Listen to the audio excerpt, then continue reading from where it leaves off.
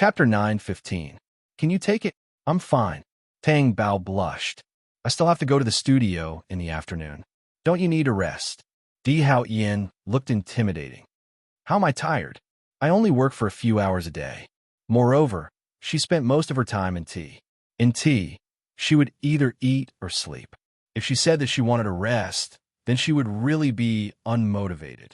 She knew that her return to D City would affect her work, but she did not expect it to affect her to this extent. The people in her studio were already used to it. They all knew that she went to the company in the morning. You're not allowed to go. You'll be responsible for my company's collapse. Okay. Tang Bao regretted saying that.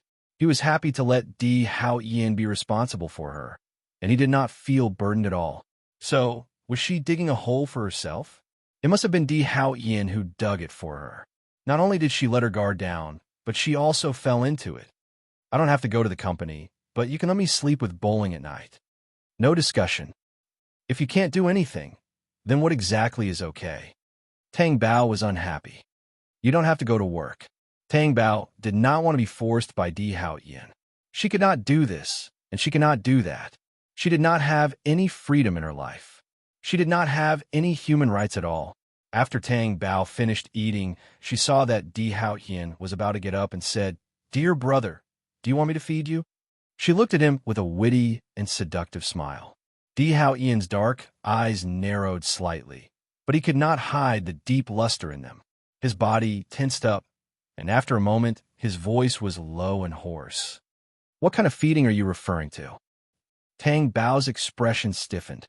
Lunch, of course. What nonsense are you thinking? If this food is yours, I can skip lunch. Di Hao Yin pinched her chin, his desire obvious. Tang Bao retracted his chin and broke away from Di Hao Yin's grip. No, I'm talking about lunch. Do you want me to feed you? If you don't want it, just pretend I didn't say anything. Okay, I accept. Di Hao Yin stood up and asked the servants to serve the food. After the dishes were served, Di Hao Yin sat on the edge of the bed and ate the food served by Tang Bao.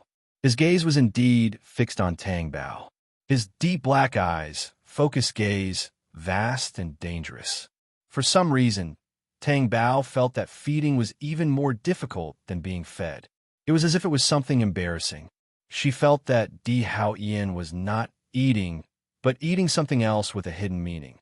In the afternoon, Tang Bao was really ordered by Di Hao Yin not to go to the studio. She had no choice but to call Xiao Ding to inform him. It seemed like her work had to be pushed back. Fortunately, it was not something urgent. Otherwise, if she delayed it, it would definitely cause problems. Tang Bao lay on the flat chair on the terrace with her back facing the sun. There was no direct sunlight here, and there were lush trees next to her.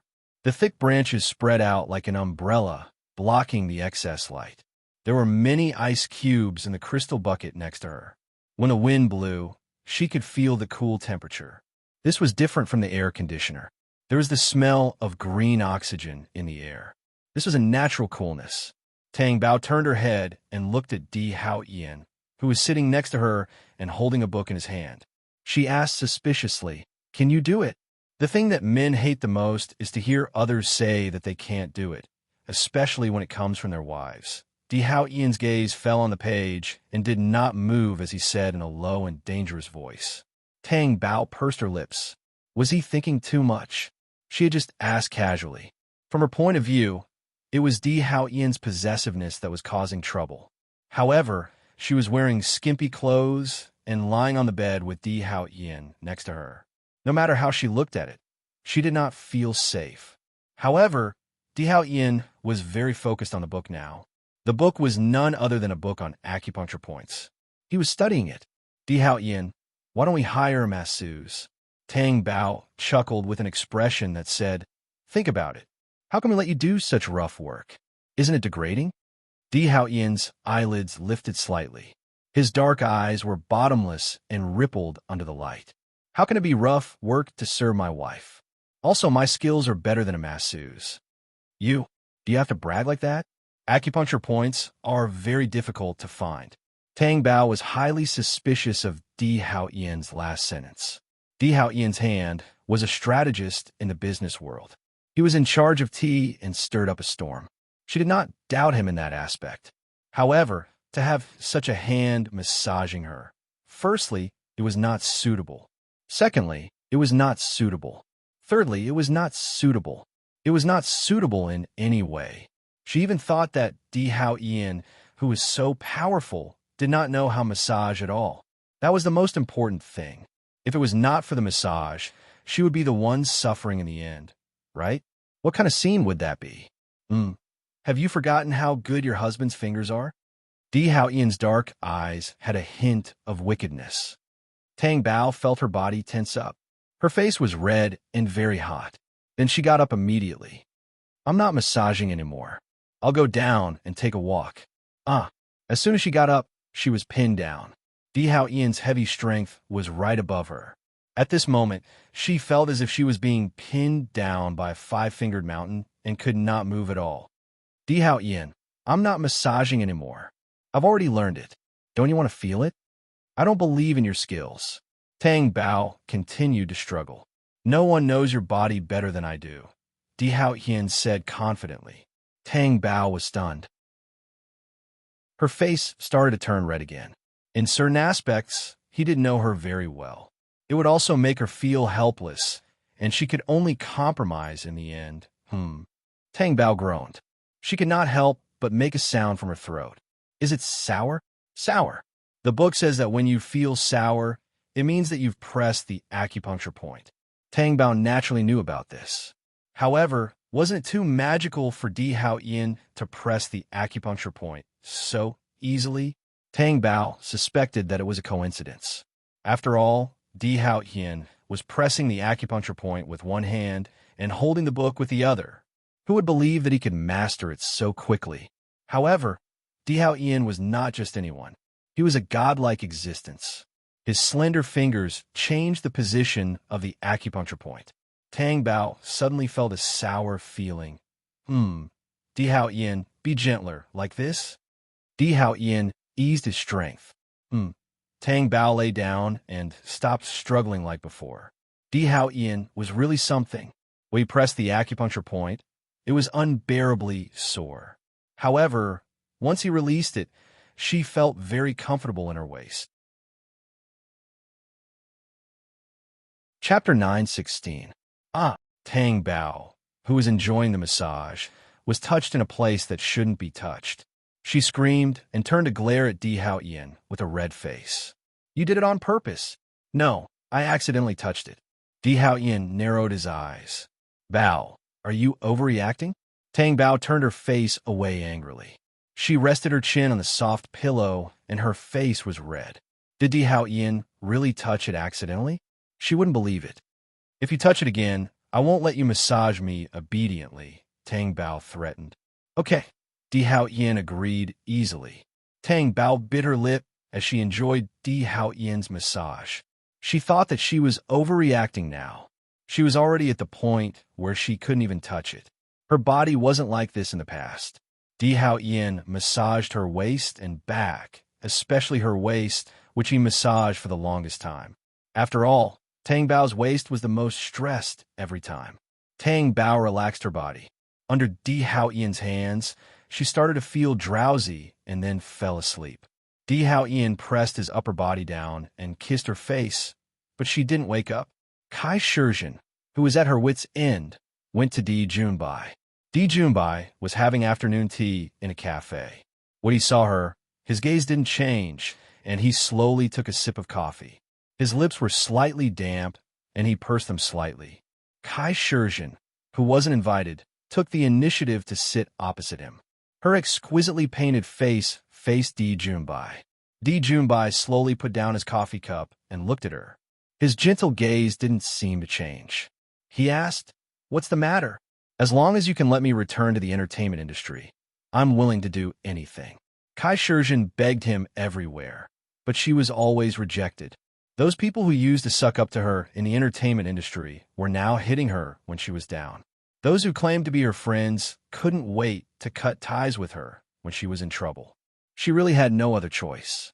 This incident was caused by Di Junbai, so of course he should be the one to solve it. Look at you. If I don't help you, you'll definitely blame me. Mr. D, I had no choice but to do this. As long as you're willing to help, there shouldn't be a problem. D. Junbai smiled faintly. You think too highly of me. You are from the D clan. You must have a way. Kai Shijin's eyes were filled with determination. If you can't help me, I definitely won't give up. That's a threat. D. Junbai sounded like he was making a statement. Let's just take it that way. Mr. D should know that even a rabbit would bite when cornered. What's more, I'm not a vegetarian rabbit. Kai Shijin had really gone all out to look for D. Junbai again. D. Junbai could guess what was going on just by looking at her. He looked at the street outside the glass window and stroked the edge of the coffee cup with his fingers, as if he was thinking about his next move. Mr. D, as long as you can let me return to the entertainment industry, I'm willing to do anything. At least a person like me still has some value to you, right? D. Junbai turned around and looked at her. His gentle eyes did not reveal any extra emotions, but the words he said were very boring. I've always been using people like you. You should be a good chess piece and know how to retreat after success. It's the same if you fail. Your weakness is your career, and my weakness is my son, so I can understand you very well. If you're willing to stop now, I can give you 100,000 yuan. Kai Shijin was stunned and laughed casually. Then, she became angry. Mr. D, you really know how to insult people. 100,000 yuan? With your status, 100,000 yuan is just a small amount, isn't it? So you mean you want more? 100 million yuan. Kai Shijin's eyes were fierce. D. Junbai smiled faintly and took a sip of coffee before saying, I'm sorry, Miss Kai. You're only worth 100,000 yuan. How could the proud and arrogant Kai Shijin tolerate such insulting words? After leaving the coffee shop, she thought of a way to deal with D. Junbai. She thought that he was an easy person to talk to, but she did not expect him to be such a shrewd and heartless person. Even if she had failed, he should not have slandered her like this. If not for D. Junbai's appearance, she would not have had the chance to offend the D family. Now, she would still be a dazzling star. Oh right, in the conversation with D. Junbai, he seemed to have mentioned her weakness. His son? Very well. Since he was so heartless, then he should not blame her for being rude. Strangers were not allowed to enter the Ivy League schools. Even parents and teachers needed a key card to enter. Children were also not allowed to walk out of the school without the permission of parents and teachers. The children who studied in the Ivy League schools were either rich or respectable. No teacher, not even the principal, dared to let their guard down. This was because the Ivy League had become abnormally strict after the change of leadership. However, some things were not as simple as they seemed. Kai Shijin tried her best to get to the entrance of the school. The guard at the entrance looked at the woman wearing sunglasses. Her card could be swiped, and the information was displayed on the computer. She was indeed a child of the school, and her mother had also been registered. Why are you wearing sunglasses? The guard still asked. I have an eye disease. Eye disease? It's not contagious, right? There are children inside. The guard was very vigilant. Kai Shijin cursed in her heart and said, I just saw the doctor. It's not contagious. Do you think I want to infect my own children? Don't worry. The guard did not say anything else and let her in. She did not think too much about it, because there were many parents who came to see their children in the afternoon. Kai Shijin deliberately found someone who looked like her and put on heavy makeup. Even if the guard asked her to take off her sunglasses, she did not have to worry. Kai Shijin went to the place where the children took their afternoon nap. She found D. Bowling. D. Bowling felt someone standing beside him and opened his eyes. When he saw Kai Shijin wearing sunglasses, he couldn't help but frown. Kai Shijin lowered her voice. You're quite vigilant. You're not a teacher at the school. Who are you? D. Bowling said as he sat up from the bed. However, Kai Shijin covered his mouth and nose with a piece of white gauze. D. Bowling felt a very unpleasant smell.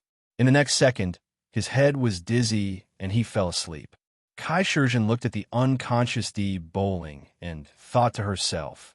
He actually knew that she was not a teacher at the school. It seemed that he was a smart child. However, no matter how smart he was only a child. Kai Shijin picked up D. Bowling and was about to leave. Put it down. Kai Shurjin jumped in fright. She turned around and saw a little boy not far away looking at her with a cold face. That commanding tone of his really shocked her. Chapter 9:17. Erbao's gaze fell on D. Bowling, who was in the bad guy's arms, and then on Kai Shurjin's face. Kai Shurjin thought he was scared. She smiled smugly and turned to leave. Just as Kai Shurjin was about to walk out of the door, she heard a loud bang behind her. It gave Kai Shurjin a fright. She turned around and saw that the little boy was already standing on the ground barefooted, and there was a big hole in the glass window next to him. The sleeping children were also frightened. They woke up one after another, and then one howled and another howled. Suddenly, there was a lot of howling. Erbao's expression was very cold. Kai Shurjin was shocked by the little boy's aura. Was this the expression of a child? He was so calm in the face of danger. Kai Shurjin didn't have time to think so much. She carried D. Bowling, turned around, and ran. She actually ran out of the school. She left from the back door of the school. The door there opened from the inside. At noon, the security at the back door was not very alert. There were surveillance cameras and they saw people, but they had already run out. To be honest, Kai Shurjin had never carried such a heavy object. When she threw the unconscious D. Bowling into the car, she was about to collapse. She drove the car straight out, at the fastest speed. She even took out her phone to make a call. It seemed that her driving skills were not bad. Kai Shurjin called D. Junbai. The other party picked up not long after. "Hello, Mr. D, your son is now in my hands." There was silence on the phone. "He's in school." "Wrong. I've already picked him up. Do you know the consequences of this? Isn't that still up to you? If you promise to help me return to the entertainment industry, I'll let your son go. Even for this kidnapping, you can only say that I'm your girlfriend and you asked me to come and take the child away. This way, I won't be committing a crime." Kai Shurjin had thought it through. Otherwise, she wouldn't have gone all out. If she didn't do this, did she have a second choice? Success or death? Perhaps that was what she thought. "Don't hurt him. Don't worry. As long as you agree to my conditions, I will never hurt him. I want to see you." Di Haoyin definitely wouldn't know about what had happened at an Ivy League school. However, the information was passed on in a short period of time because according to D. Bowling's information, Di Junbai was the first guardian on the surface, but in reality, Di Haoyin was the first to know if anything happened. Di Bowling was taken away right under their noses. The leaders of the school were scared out of their wits. First, he hurried to find the child. If he could get the child back, he would be able to atone for his crimes. However, it was not that simple. The principal wiped the sweat off his forehead and called Di Haoyin. Di Haoyin, who was kissing the sleeping Tang Bao, was about to do something even more outrageous when he heard He Ju's voice outside. His dark eyes turned cold, and he suppressed the heat in his body. He stood up and walked out. He Ju immediately said, "Young master, Di Bowling has been kidnapped." Di Haoyin was about to say something when he felt that something was wrong behind him. He turned around abruptly and saw Tang Bao standing behind him. He looked at He Ju with a pale face and asked, "What did you say?" He Ju quickly said, "I didn't say anything." Tang Bao looked at He Ju and then at Di Haoyin. He was so anxious that his breathing was unsteady. "I clearly heard you say that Di Bowling has been kidnapped. Isn't Bowling in school? How could he have been kidnapped?" Di Haoyin hugged her and fixed her against his chest. His dark eyes were like whirlpools as they enveloped her. "I'll go over now. Wait for me at home. I'll definitely bring him back." Tang Bao raised his heavy and long eyelashes. His eyes were clear and firm. "Di Haoyin, you know that I can't wait in the castle. Let's go." Di Haoyin pulled her and left the castle together. It had to be said that Kai Shurjin was a very bold person and was fearless. She kidnapped Di Bowling and brought him back to the villa where she used to live. She even poured herself a glass of water to drink. When Di Junbai arrived, he glanced at her expressionlessly. Then he saw Di Bowling lying unconscious on the sofa. "You look very calm. Then, do you want me to make you a cup of tea?" Kai Shurjin asked. Di Junbai naturally didn't answer her. Then, she continued to ask, "You should have settled the matter at school, right? If you let Bowling go now, I'll let bygones be bygones. What about my request? Then who do you think can resist D Haoyan in D City? Even if I'm a member of the D family, it's useless. Haven't you heard of the rumors about D Haoyan? They're not rumors. They're real. Kai Shizhen lost interest in drinking tea. She frowned and put down the teacup in her hand. She stood up and said, I won't believe what you're saying. I don't want to hear the process. I want results. I don't care what method you use. You have to fulfill my request. Or do you not want your son anymore? After Kai Shizhen finished speaking, she picked up the fruit knife on the coffee table and played with it in her hand. In fact, it was a weapon to threaten her. If you hurt him, your life will be completely ruined. You won't have a chance at all. Kai Shizhen was unusually agitated when she heard what he said. Do you think I'll have a chance if I don't do this? Who in the entertainment industry dares to want me now? I won't be able to survive in D City soon. Then you can change to another city. As long as you're alive, isn't it a chance? Di Junbai stopped persuading her and looked at Kai Shizhen with his dark eyes. If you really can't live anymore, you can sell your body. What did you say? Kai Shizhen seemed to be in disbelief. Just a moment ago, he was trying to comfort her with positive energy. The next second, he was talking about selling her body. I didn't know that you had such a trick up your sleeve. Who doesn't know about your business in the entertainment industry? Isn't that what you like? I'm worried that you won't think of it, so I'll remind you. Is there a problem? Di Junbai asked in return. How can that be the same? To an outsider, it's all the same. Kai Shizhen was so angry that she gritted her teeth. At first, she thought that Di Junbai wasn't a difficult person to deal with. She wouldn't be able to deal with him easily, but she wouldn't lose so badly. Just as she was about to speak, Di Junbai spoke first. I can agree to your conditions. Kai Shizhen couldn't understand for a moment. This Di Junbai was simply playing with tactics.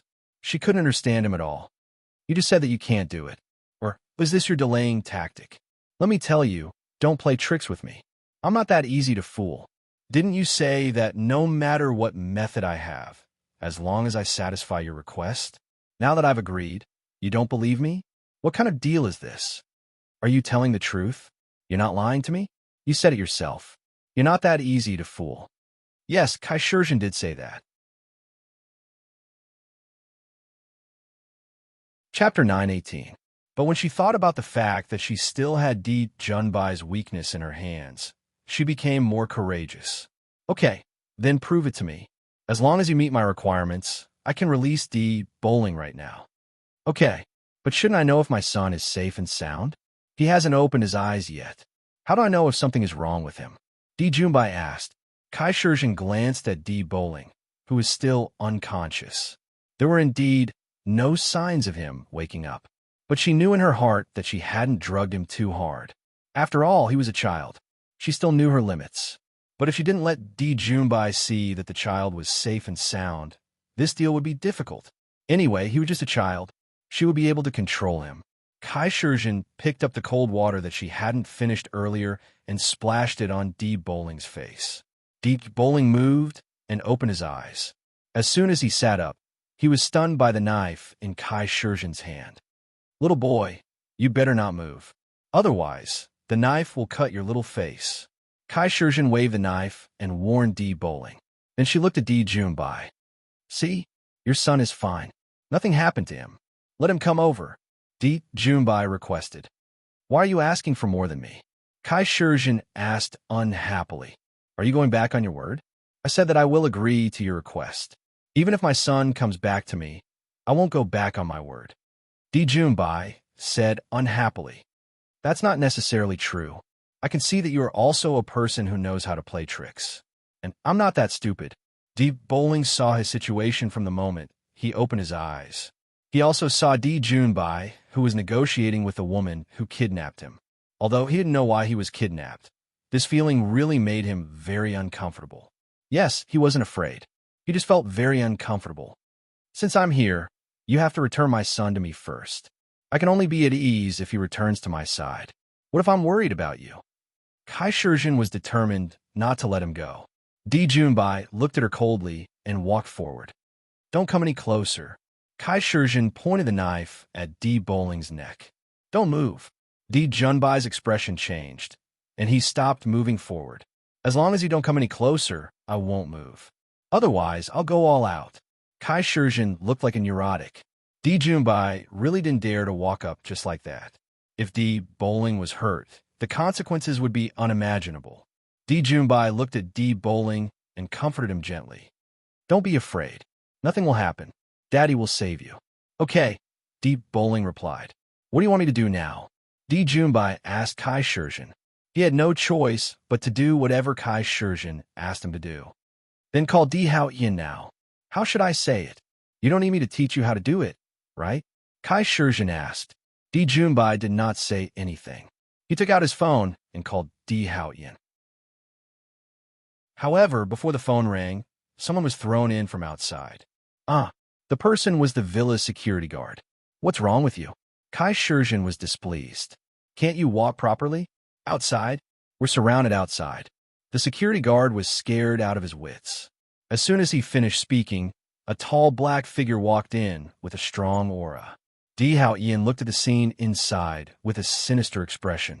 Tang Bao followed beside him. When he saw Di Bowling on the sofa and the knife, he was scared out of his wits. Di Bowling did not expect Tang Bao to come back. His indifferent face suddenly lit up. Tang Bao, don't be afraid. Nothing will happen. Tang Bao's eyes were hot. She looked at Kai Shizhen. Why did you kidnap him? What does this have to do with you? Kai Shizhen asked, puzzled. Don't tell me you're having an affair with Di Junbai? After Kai Shizhen finished speaking, Tang Bao immediately felt Di Hao Yin's sinister aura. It was as terrifying as the gates of hell being opened. Kai Shizhen really knew how to talk. Kai Shizhen also felt the creepy aura. She looked at Di Hao Yin and was shocked by his cold black eyes. She didn't dare to look at him. Who are you? Kai Shizhen asked. Di Junbai asked, didn't you ask me to call Di Hao Yin? He's here in person now. Tell him your request. After you're done, let Di Bowling go. Kai Shizhen had never seen Di Hao Yin before, so when she heard this, she was stunned. After all, to be able to see someone like Di Hao Yin in person, he was definitely not an ordinary citizen like her. Who would have thought that Di Hao Yin would be so alarmed? No wonder he gave off such a strong sense of oppression. I want to return to the entertainment industry, Kai Shizhen requested. Sure. Di Hao Yin's face was gloomy. He agreed immediately, but his voice was frighteningly cold. Before anyone else could say anything, Di Bowling, who had been kidnapped, was immediately unhappy. I don't agree. Tang Bao was anxious. Bowling, why don't you agree? She kidnapped me, and I still have to give her benefits. I'm at a disadvantage. Shut up. Di Hao Yin's gaze was fierce. Di Hao Yin was really angry. Di Bowling was still a little afraid.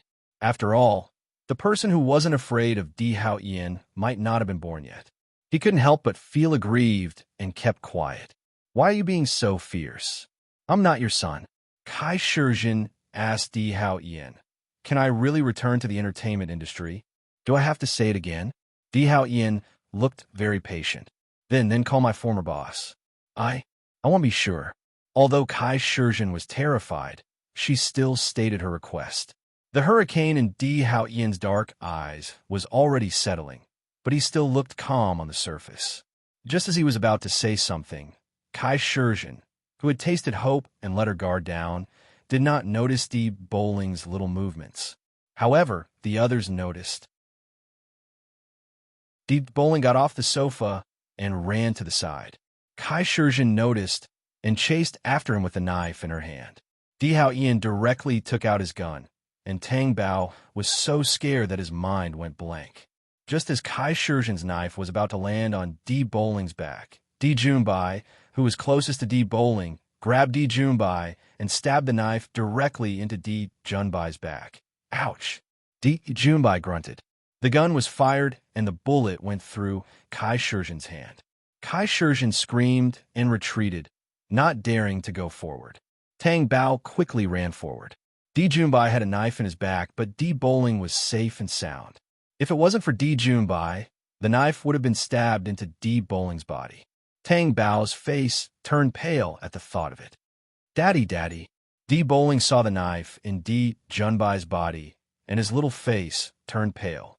Di Junbai hugged him and said, It's okay, I'm fine. Chapter 919.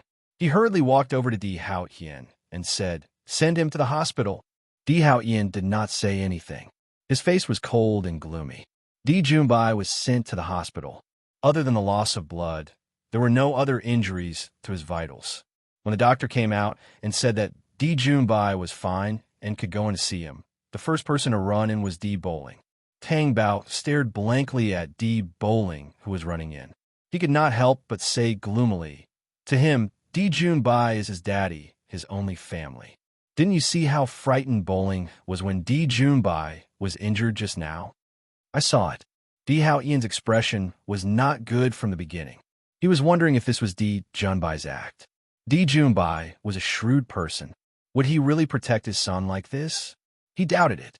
But from this incident, it seemed that even if they used forceful means to bring Di Bowling back, Di Junbai still existed in Di Bowling's heart. Di Hao Ian knew, and so did Tang Bao. It was a good plan. Di Junbai was risking his life to steal his son from him. Say, Di Junbai risked his life to save Di Bowling. Do you think he will still believe us? If he knows that Di Junbai is not his biological father, how will he feel? No matter how he feels, he has to come back. Di Junbai has nothing to do with him. Let him accept this reality. Di Bowling was the knot in Tang Bao's heart. Di Hao Yin was the one who untied this knot. No matter what method was used, Tang Bao still could not bear to do it. She could harden her heart to anyone now. But how could she do it to her own son? She could not imagine the expression on Di Bowling's face when he found out the truth. What would it be like? I'll be the bad guy. You don't have to worry about anything. Di Hao Yin hugged her. His voice was low and reassuring. Tang Bao raised his head and met Di Hao Yin's deep black eyes. He nodded. Other than this, she really didn't know what else to do. She was very grateful that Di Junbai had saved Di Bowling, but that was that. She still hated Di Junbai for stealing her son. If it wasn't for him, how could things have turned out this way? Do you think that he has feelings for Bowling after taking care of him for 3 years? Tang Bao asked doubtfully. If it wasn't for that, he wouldn't have disregarded his own safety and rushed over in such a dangerous situation. If they really had feelings for each other, wouldn't she not have to worry about Di Bowling's life being in danger? If you really had feelings for him, you wouldn't have wanted Bowling to come back? Di Hao Yin asked. Of course not.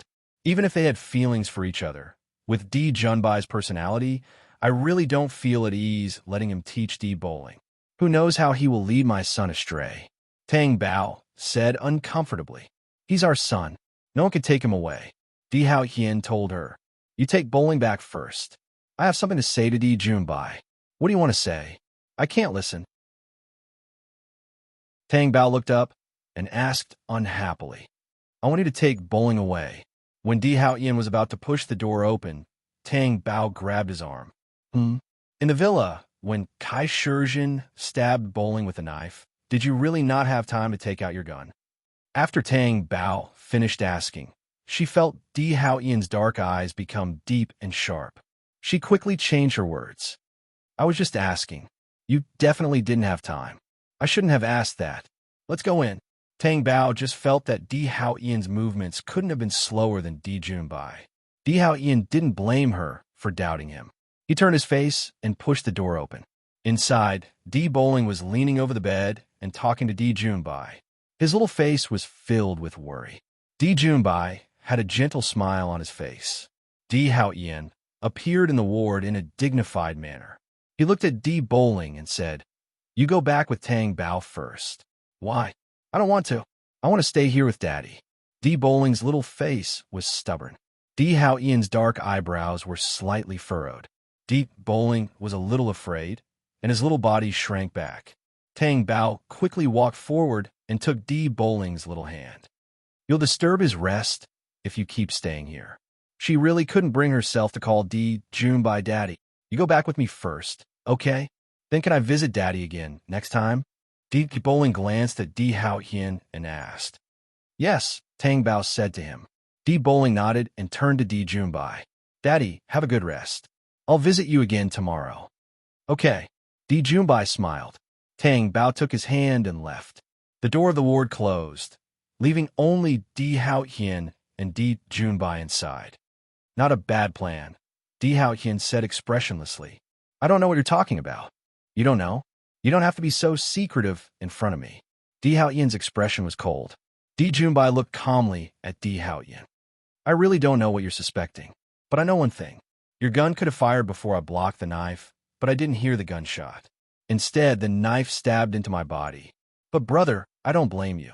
I know you hate me for swapping your son, but I've raised him for 3 years and have always treated him as my own. If he leaves with you one day, I'll be in pain, but I won't blame him. You can't tell Bowling the truth, but I can't either. How can I tell him that I'm not your biological father and that I only stole you from Tang Bao? I told Tang Bao before that everything I do is because I love her and because I can't bear to lose her. Di Haotian's expression didn't change, but his heart was in turmoil. Di Junbai said the word love to Tang Bao. When? Why didn't he know? Was Tang Bao hiding it from him? Jealousy swept through his heart like a hurricane. Di Junbai's wound was on his back, and he was lying on his stomach on the bed. Di Haotian walked towards him and placed one hand on Di Junbai's back.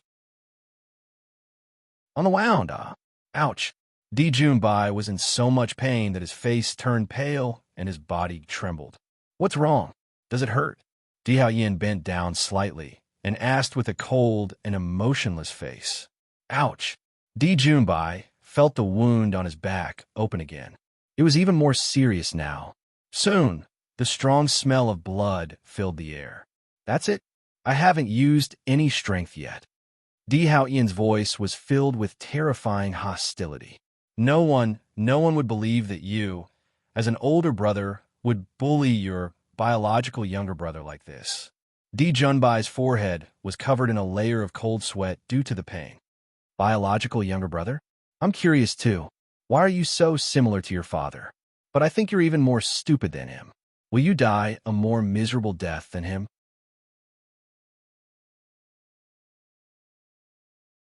Chapter 9:20. I told you, whether you did it or not, as long as something happens, I will look for you. Don't you understand? Also, you coveted Tang Bao. You deserve to die. Di Haotian's hand pressed downwards. Di Junbai groaned. The torture now was 10 times more painful than when he was stabbed with a knife. Di Junbai, I can tell you that sometimes being alive is 100 times more painful than being dead. Di Haotian's palm pressed down on Di Junbai's wound, tormenting him. The smell of blood in the room spread, as if it was going to overflow the ward. Di Junbai's light-colored hospital gown was smeared with blood from the back. I will make you regret living in this world. Di Haotian's face was frightening. Di Junbai did not struggle in the end. He had already fainted from the pain. Di Haotian coldly let go of his hand. His hand was stained with Di Junbai's blood. He stood up and grabbed a disinfectant towel, wiped it with an expressionless face, and left the ward. The people outside seemed to be able to sense it. When Di Haotian approached the door was pushed open. Di Haotian walked out directly. The bodyguards in black who were guarding outside the door followed him out. The nurse who was going to take Di Junbai's temperature walked into the ward.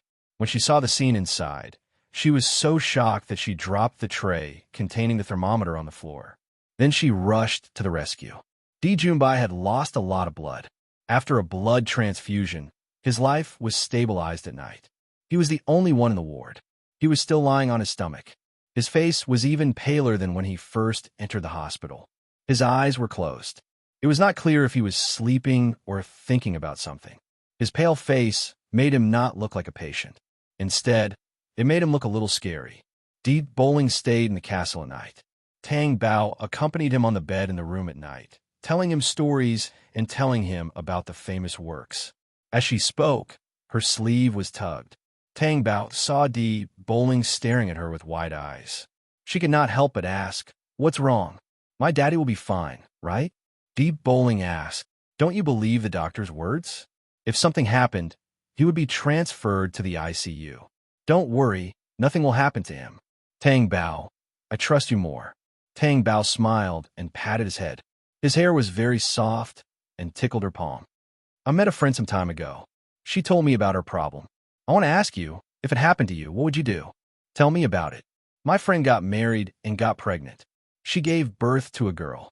When the girl was 5 years old, she found out that the girl had been swapped. Her biological daughter had been taken away by her good friend. She wanted to bring her biological daughter back, but she realized that her biological daughter cared a lot about her good friend and treated her as her own mother. My friend hesitated. Should she forcibly bring her biological daughter back? Should she tell her the truth? On one hand, she felt that the girl was her biological daughter. Why should she let someone else raise her and call someone else mommy? On the other hand, she was also afraid that her biological daughter would be hurt. Bowling. What do you think should happen to that mommy? Should she just bring her biological daughter back? If you were the little girl who was taken away, would you want to return to your biological mother's side? After Tang Bao finished asking, she paid attention to D. Bowling's expression. D. Bowling was really thinking about this question. His little face was childish and confused. Then he asked, "Can I not answer?" "Why?" "I don't think it will happen to me," D. Bowling said. Tang Bao felt that she was really making things difficult for D. Bowling.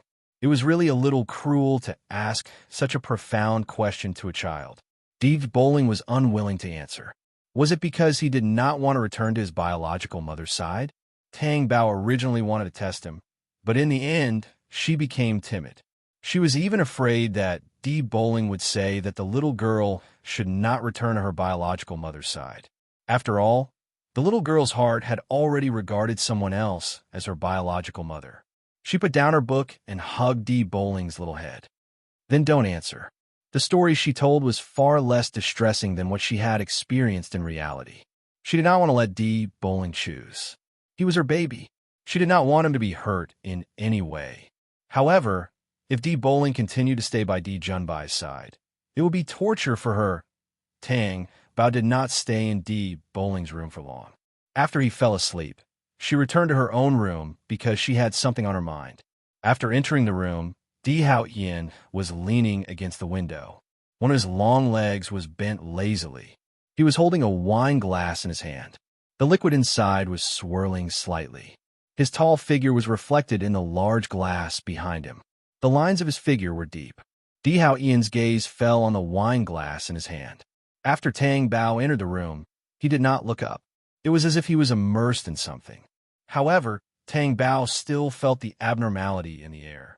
In fact, after D. Hao-yin returned from the hospital, she felt that there was something wrong with the aura exuding from his body. When she spoke to D. Hao-yin, he did not ignore her. However, Tang Bao felt that D. Hao-yin's emotions were not normal. Therefore, this was what was on her mind. Tang Bao thought that she should not have provoked D. Hao-yin, right? When she left the hospital, D. Hao-yin was not like this. Could it be that D. Junbai had provoked him?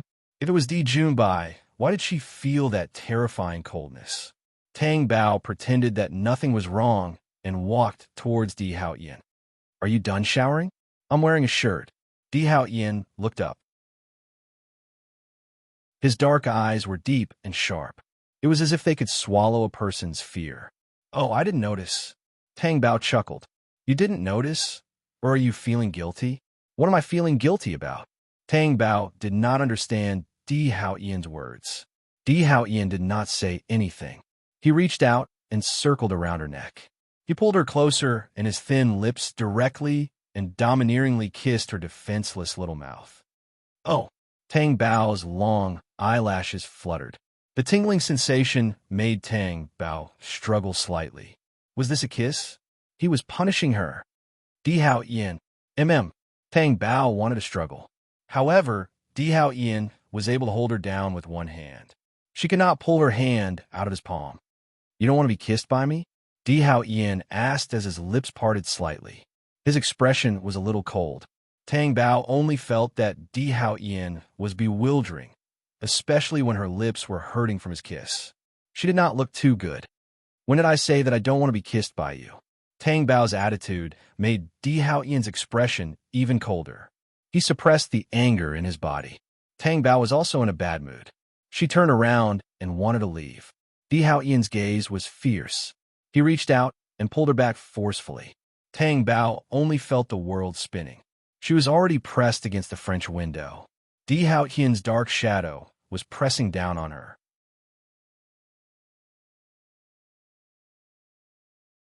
Chapter 9:21. You? What's wrong with you? Is this your attitude? Di Hao Ian's black eyes were so sharp that they seemed to be able to pierce through her entire body. You were the one who was being ridiculous first. Tang Bao's beautiful brows furrowed slightly. I was just kissing you. You were biting me. Even if it's a punishment, shouldn't you let me know what I've done? Tang Bao asked righteously. You met with Di Junbai, and he told you that he loved you. Di Hao Ian's face was devoid of any warmth. It was as if such a thing had touched his reverse scale. Tang Bao was shocked. Her mind traced back to the time when she met Di Junbai while eating with Doge. Only at that time did Di Junbai tell her that he loved her, so he took Di bowling away unwillingly. Later, when Di Hao Ian found out about her meeting with Di Junbai, he became very scary and asked her what the two of them talked about. Tang Bao told him everything, but she hid the most important thing. Let me explain. Tang Bao was still righteous just now, but now she was no longer righteous and strong. Her back, which used to be straight, was now slightly shrunk. I've already given you a chance to explain. What did you say to me? Di Hao Ian's voice was cold and gloomy. I was afraid that you would think too much, so I didn't say anything. And you know, Di Junbai's words were insignificant, so I didn't take them to heart at all. So, it didn't matter if I said anything or not. Tang Bao said as she placed her small hand on Di Hao Ian's firm chest and carefully stroked it to comfort him. What about now? Don't be angry. I didn't mean to hide it from you. I just want to know why you hid it from me. Didn't I already explain it just now? Tang Bao said in confusion. I want to hear the truth. Was what I said not the truth just now? Di Hao Ian, I'm telling the truth. You don't have any other thoughts about Di Junbai? Of course not. You're insulting me by saying that. Tang Bao always felt that Di Hao Ian's possessiveness was a sore spot everywhere, and she was most afraid of provoking him in this aspect. Who knew that she would be so unlucky as to be found out by Di Hao Ian? Tang Bao felt that it must have been Di Junbai who said that. Otherwise, how did he know? Moreover, it became scary after coming back from the hospital. What was Di Junbai trying to do? Di Hao Ian reached out and grabbed her chin. He lifted her up and forced their eyes to meet. Bao, you know that I don't like it when you hide things from me. I can't control my emotions. I hate not being able to control you even more. Tang Bao pursed his lips. This man's possessiveness was really twisted. Hiding the truth from Di Hao Ian meant that he was out of his control. That was why he had such a big reaction. Tang Bao felt helpless. She really felt that there was no need to do this. However, to Di Hao Ian, this was even more serious than T's bankruptcy. Make me happy. Di Hao Ian's voice was low and commanding. Tang Bao knew that at this moment, she should not resist at all. Otherwise, the situation would only get worse. Tang Bao lifted her little face. The corners of her mouth raised into a faint and charming smile. She placed her hands on Di Hao Ian's broad shoulders and then to his neck. She pouted her little mouth and lightly pressed her lips against Di Hao Ian's sexy and cold lips. With a soft and tender voice, she said, Di Hao Ian, will you kill me tonight? Di Hao Ian's dark eyes suddenly darkened. It was as if there were turbulent waves in his eyes. Tang Bao was a little frightened and quickly changed her words. I didn't say anything just now. I heard. Before Di Hao Ian's low and hoarse voice could finish, he couldn't wait to kiss her. Tang Bao was stunned by Di Hao Ian's fierceness. She felt that she was really going to die tonight. She really shouldn't have said that. It was too late for regrets now. In the hospital, it was late at night. Di Junbai was still lying on the bed, motionless. It was as if he was asleep. However, when someone walked in, he slowly opened his eyes. A black figure stood beside his bed. The person who came was not short, and there was a trace of ruthlessness in his eyes. Mr. D, are you okay? I can only lie on my stomach for the time being. Di Junbai did not look at the person's face, as if he knew who it was. Di Hao Ian is your biological brother. He's really ruthless to you, the man said coldly. Lei Yang, I don't like it when you talk about my family matters, Di Junbai said without any change in his expression. Lei Yang lowered his head slightly. Sorry, I just feel that it's not worth it for you. The winner takes all. That's how it is. Isn't the one who has the last laugh the king? Lei Yang seemed to be biased towards Di Junbai. Di Junbai did not continue and changed the topic. Have you found the person I asked you to find? Yes. It's not hard to find because the other party is also looking for him. Lei Yang's lips curled into a calculating smile. Okay, I've always trusted you. Di Junbai closed his eyes. Then have a good rest. After Lei Yang finished speaking, he left quietly, just like how he came. Early in the morning, Lan Wanru and Li Yuhuai rushed over. When they saw Di Junbai lying on the bed, they couldn't believe it. Li Yuhuai was especially anxious. What's going on? When I called you last night, you said you didn't want me to come over. You're in serious condition. No, it's just a superficial wound. I need to sleep like this to help the wound heal, Di Junbai said calmly. Lan Wanru asked, Brother, how did you get injured? Someone kidnapped Bowling. I got injured when I was saving Bowling, Di Junbai said casually. What? Kidnapped Bowling? Who kidnapped him? Wasn't Bowling at school yesterday and then brought to the castle? Is Bowling okay? Li Yuhuai was so scared that her face turned pale. Last night, when she found out that Di Bowling was at the castle again, Li Yuhuai was filled with anger.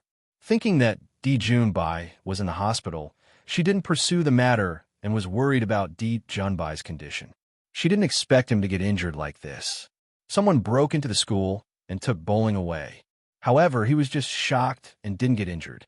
Speaking of which, the management in the Ivy League Academy is very strict. How could someone break in? Lan Wanru did not understand. If you want to achieve your goal, there's nothing that can stop you. Li Yuhuai wiped away her bitter tears. As parents, we're always willing to risk everything for our children. I can understand how you feel. Di Junbai didn't say anything. His eyes moved slightly, but there wasn't much light in them. It was as if Li Yuhuai's words didn't reach the depths of his heart. Did you catch that person? Lan Wanru asked. We caught him. He was taken away by the police, Di Junbai said.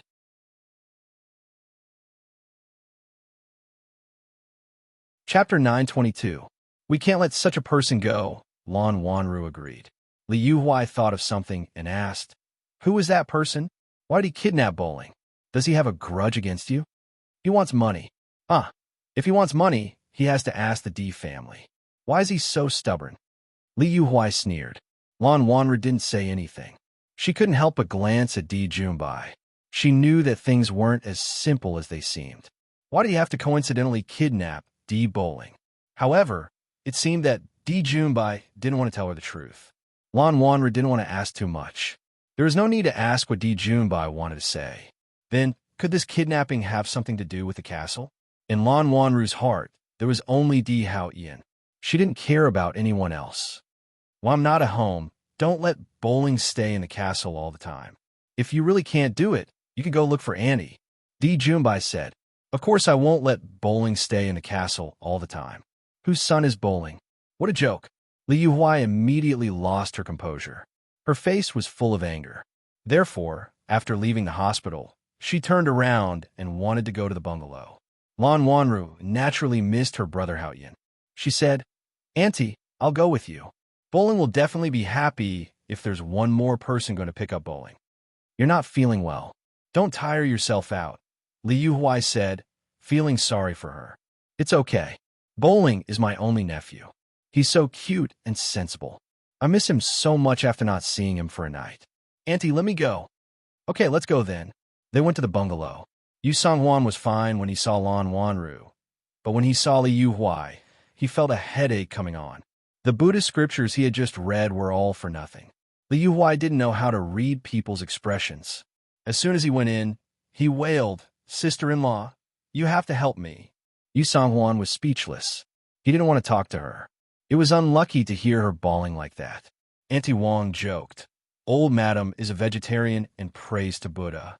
She doesn't care about anything. Auntie, don't be like this. You'll disturb Big Aunt. Lan Wanru smiled awkwardly and comforted Li Yuhuai. You're right, but I'm in a hurry. Sister-in-law, do you know what happened yesterday? Li Yuhuai sat down and prepared to tell Yu Song-hwan. Yu Song-hwan looked indifferent. Go ahead, I'm listening. Sister-in-law, Haoyan brought my grandson over again. I can't even see my grandson now. Is he still my grandson? Sister-in-law, please take pity on me. Now Junbai is hospitalized again, and I don't know when he'll be discharged. My grandson isn't by my side either. I'm really suffering. Yu Song-hwan was slightly stunned. What's wrong with Junbai? Is he not feeling well? Bowling was kidnapped yesterday. Junbai was stabbed by the kidnappers in order to save his son. Bowling is fine, but Junbai can only lie in the hospital. At this time, Hao Ian still wants to take the child away. Tell me, isn't this adding fuel to the fire for my family? Li Yuhuai cried. Is Junbai okay? He's fine. He just needs to recuperate in the hospital. Sister-in-law, actually I didn't want to disturb you, but I really didn't have a choice. As long as you can help me get my grandson back, I'm willing to do anything. It sounded like Yu Song-hwan's family was in the wrong. Yu Song-hwan also didn't want to get involved in this matter. Although his son's actions were a little strange, he was still biased towards his son. But it wasn't a solution to make such a fuss every time. The children don't have to go to school for the next 2 days. I'll go over and take a look. Yu Song-hwan said, Ayo, sister-in-law, luckily you're here. Otherwise, I really wouldn't have a choice. Li Yuhuai and Yu Song-hwan wiped their tears. Lan Wanru saw this and didn't say anything. Annie, I'll go over too. I'll bring Bowling home then. My brother has no one to take care of him in the hospital. My aunt has to go over. Yu Song-hwan hesitated for a moment. He didn't know if Lan Wanru still had feelings for Di Hao Ian. Regardless of whether he did or not, if she brought him over, her son would give her the cold shoulder. If the person in the castle was a man, it would be best for her to bring Lan Wanru over. But they already knew that Tang Gu was the Tang Bao. They definitely couldn't bring Lan Wanru into the castle. Even if Lan Wanru didn't have any feelings for Di Hao Ian and only wanted to pick up the children, that wouldn't do. So she said, it's fine. I'll go. I'll bring the children over directly, and then you can pick them up. Lan Wanru could clearly feel Yu Song-hwan's attitude toward her. If he had such an opportunity in the past, he definitely wouldn't have said this. He would have brought her over immediately. Sure enough, she had underestimated that man's methods. Lan Wanru had always been gentle and generous in front of the elders. So even if she was unwilling and resentful, she wouldn't show it. She smiled and said, all right then. Thank you, Auntie. It's fine. The children didn't need to go to school on Sundays. Di Bowling was worried about Di Junbai, so Di Hao Ian brought him over. After entering the ward, Di Bowling ran to Di Junbai's bedside and asked questions. Di Hao Ian stood in the ward and didn't leave. He looked at him coldly. Di Junbai looked at Di Hao Ian and asked, Brother, Bowling and I have something to talk about. Can you leave for a while? Di Hao Ian's face was cold. Was this an order? However, Di Bowling's eyes immediately looked at Di Hao Ian, as if waiting for him to leave. Di Hao Ian's suppressed anger burned even brighter. His dark eyes were filled with hostility as he asked, Has your wound healed? Di Junbai felt that his life was being threatened. The pain of his wound being torn open yesterday was still fresh in his memory. It was as if the pain involved his bones. Forget it. I'll just say it like that. Di Junbai reached out and patted Di Bowling's head. He said gently, Bowling, don't keep living in the castle. It's not good. You have a home of your own. Di Hao Ian's dark eyes narrowed. I want to live with Tang Bao. Di Bowling glanced at Di Hao Ian and said. Di Junbai smiled faintly. He thought that he would say that Di Hao Ian forced him. All right then, Daddy will be discharged in a few days. Daddy wants to see you waiting for me at home. Okay. Di Junbai didn't force him. Okay. Di Hao Ian left the hospital with Di Bowling. After getting into the car, the little boy sitting next to Di Hao Ian kicked his legs restlessly. Di Hao Ian, I want to go back to my own home. The castle is your home. No, you don't want to see Tang Bao anymore. The little boy held his breath.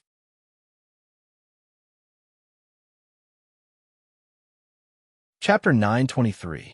In the castle, what Bao and Xiao Bao have, you have too. You've been living in the castle more since you returned to China. Don't you think the castle is more like your home? Di Hao Ian asked. Di Bowling was at a loss for words and did not know what to say, because what Di Hao Ian said seemed to be the truth. Was it not right for him to be like this? It was not good to always stay in someone else's house. But why did Di Hao Ian keep saying that the castle was his home? Don't tell me you want me to be your son. I can tell you that I don't like you, Di Bowling said arrogantly. Di Hao Ian looked at him disdainfully. Do you like Di Junbai? He's my daddy, not a thing. You're right. Di Bowling's head turned in front of Di Hao Ian pitifully. Then he realized that he was scolding his daddy and had been scolded by Di Hao Ian. He was so angry that his little face turned red, but he could not win against Di Hao Ian.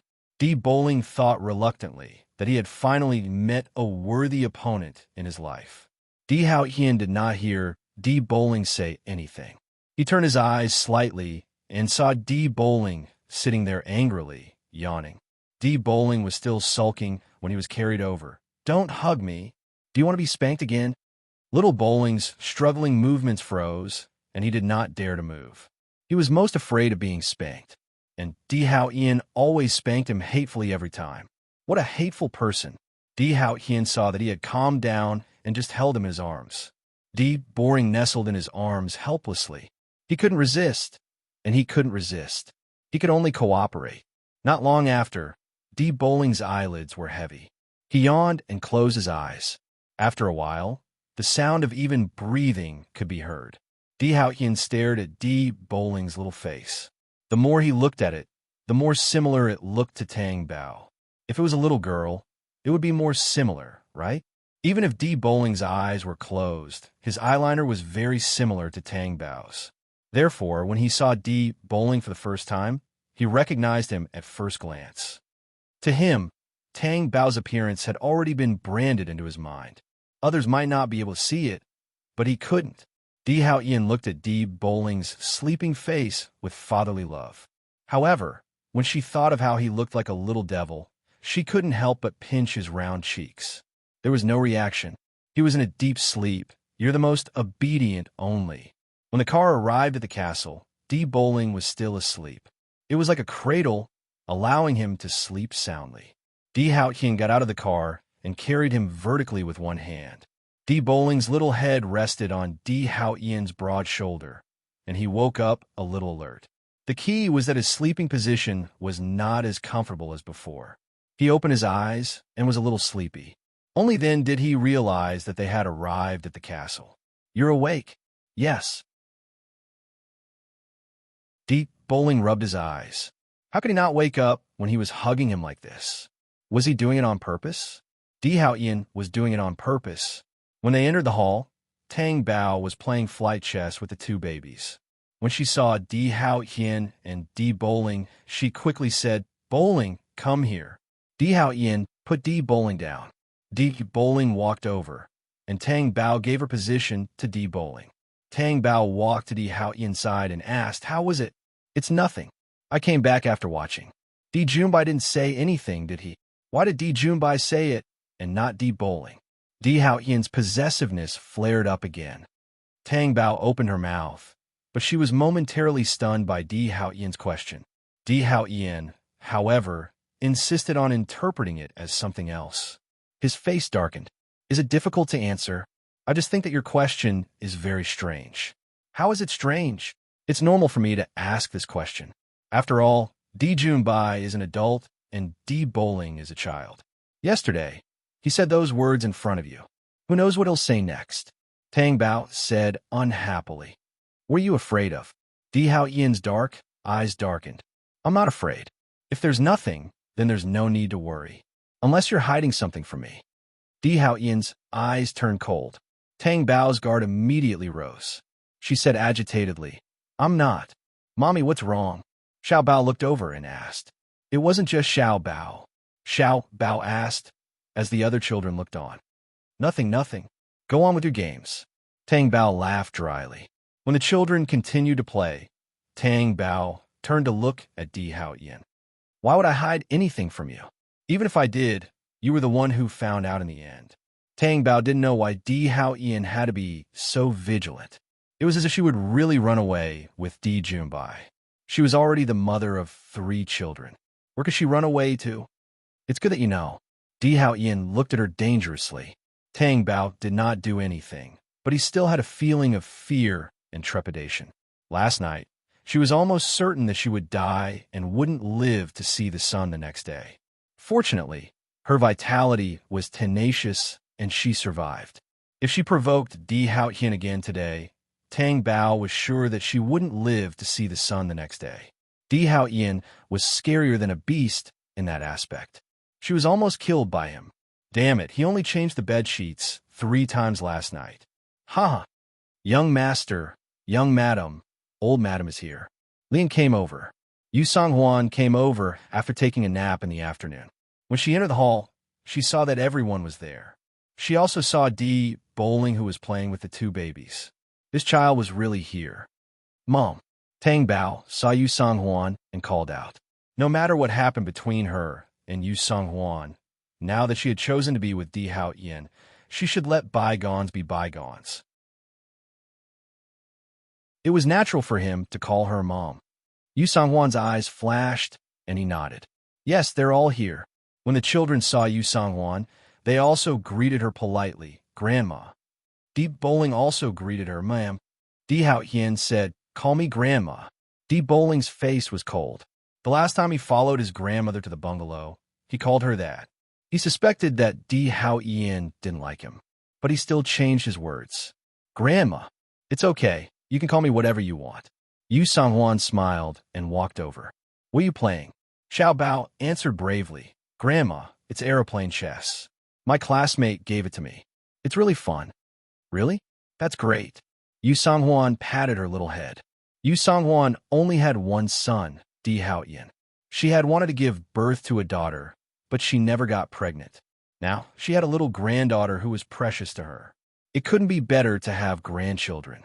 She used to say that Tang Bao had a capable stomach and had won her a lot of good luck.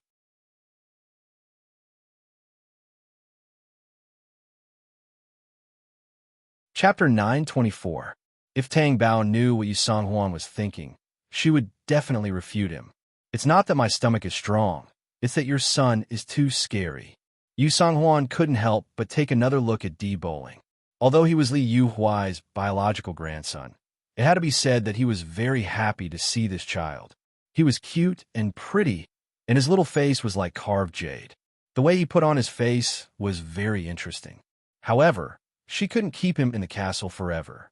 Wouldn't Li Yuhuai go to her place every day to make a fuss? What belonged to someone else would always belong to someone else. Yu Songhuan sat beside the children and watched them play airplane chess. Zhongli poured some water and drank it while looking at them with a satisfied smile. Seeing Di Haotian sit down, Yu Songhuan thought for a moment and said, Let's go to your study. I have something to talk to you about. She then added, It's about the child. That sentence was especially said for Tang Bao to hear. Tang Bao knew her intention. She didn't seem to want to hide it from him. But since the children were here, it wasn't appropriate to say it here. Tang Bao felt that it had something to do with Di Bowling being here. In the study, Di Haotian sat down on the sofa, crossed his legs, and asked, What's the matter? After Yu Songhuan sat down, he said, Have you been keeping Di Bowling in the castle all this time?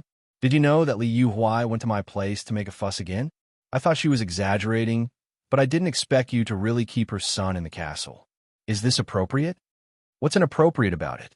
I prefer Di Bowling. What do you mean? Don't you have a son yourself? And have you forgotten about Di Lingyue? When Ti's foundation existed, there was already a power struggle. No matter how cute Di Bowling is, he's still Di Lingyue's descendant. The closer someone is to you, the more likely they will fight with you. You have to think about the long term. Yu Songhuan reminded him. She didn't think Di Haotian would be so foolish. However, she really couldn't understand. Don't tell me. This is the meaning of the Tang Bao. Yu Songhuan asked. Di Haotian's black eyes instantly sharpened. Yu Songhuan's eyes flickered. I'm just guessing. I don't mean anything else. You don't have to be so protective of her. Di Haotian coldly retracted his gaze. You don't have to worry about Di Bowling. As for Li Yuhuai, you can just ban her from entering the bungalow in the future. Yu Songhuan could tell that his son was acting like a bandit. Is this really okay? He actually dared to say such words. What was the difference between this and snatching? Do you like Di Bowling that much? Yes. He's like his own son. Yu Songhuan looked at Di Haotian in disbelief. Even the Tang Bao is willing. She won't dare to object to my decision, Di Hao Yin said lightly. Yu Songhuan looked at Di Hao Yin suspiciously. She felt that her son listened to everything the Tang Bao said. She had never seen anyone who doted on their wife so much. Didn't he just listen to whatever his wife said? However, Di Bowling was a member of the Di family. There was no need for the Tang Bao to adopt someone else's son, right? It didn't make sense. Are you hiding something from me? Yu Songhuan asked. No. In the future, you can treat Bowling as your own grandson. I must have Bowling. When Yu Songhuan walked out of the study, he couldn't help but take another look at Di Bowling. He really couldn't understand the reason behind all this. If he didn't have any children, it would make sense for him to take over. Didn't he have two extremely cute children? However, as long as it was Di Hao Yin's decision, no matter how unreasonable Yu Songhuan felt it was, there was nothing he could do. Yu Songhuan accompanied his grandchildren at the castle and left without eating dinner. Tang Bao quietly asked Di Hao Yin, "Your mother isn't angry, right? Even if she's angry at me. Don't worry. What did you do to make her angry?" I said I wanted to adopt Bowling as my own son. You didn't say anything about Bowling being taken away. No. Then your mother didn't think you were crazy? Tang Bao imagined Yu Songhuan's expression at that time. No. She knew clearly. She knows very well that as long as I want something, I will definitely find a way to get it. When Di Hao Yin said this, his eyes were fixed on Tang Bao. It was as if the topic they were talking about had nothing to do with Di Bowling. Tang Bao was stared at by his domineering and strong, deep eyes, and his face was a little hot. Why did he say this? She didn't want to hear it. It was as if she was prey under his claws and couldn't escape, no matter how hard she tried. After dinner, the children continued to play Ludo. Tang Bao also accompanied them and watched them play.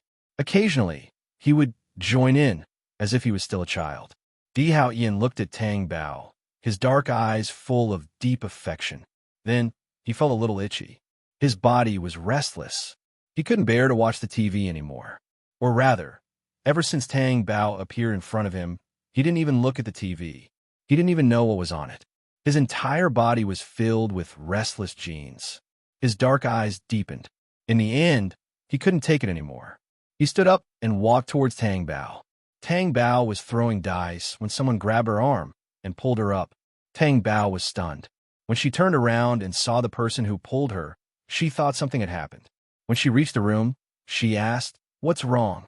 Di Hao Yin pressed her against the door and pressed against her domineeringly. He asked in a low voice, "You want to play?" Tang Bao's body was a little tense. "Are you referring to Ludo?" "Ludo is for children. Let's play something for adults." Tang Bao had a bad feeling in her heart. Her face was hot and angry. "You're not going to torture me again, are you? Don't forget, I almost died last night." "Bao, your thoughts are too impure." Di Hao Yin clicked his tongue and shook his head. Tang Bao thought to herself, could it be that she was wrong? "Let's play cards. If we lose a round, we have to agree to a condition of the other party." "What condition?" "I came up with it on the spot." "Can I not play?" Tang Bao felt that if she played this kind of game with Di Hao Yin, the probability of losing was 200%. "No." "Then why are you asking me?" Tang Bao was almost jumping. If Di Hao Yin was not holding her down, she would have jumped up in anger. Di Hao Yin kissed her little mouth. "I have to think about you." Tang Bao blushed and cursed in her heart. "Think about my foot. You should be thinking about yourself." Tang Bao and Di Hao Yin sat face to face at the round table on the open-air balcony. The night air was fresh and cool. It was very comfortable. However, the deck of cards placed in the middle of the table made people feel a little nervous. Tang Bao did not show it. She was thinking about how she must win against Di Hao Yin. Otherwise, she would end up in a terrible state. Because Di Hao Yin would not show any mercy when he was ruthless. He was the kind of animal that came from nowhere. When Di Hao Yin was about to take the cards, Tang Bao pressed his hand down agitatedly. Di Hao Yin raised his eyebrows.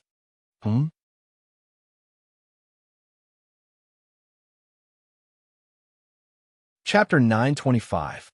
Tang Bao felt that it was very dangerous to accept a request from the other party if he lost. especially when the opponent was Di Haoyan. It was even more dangerous. Is that so? Di Haoyan did not seem very satisfied.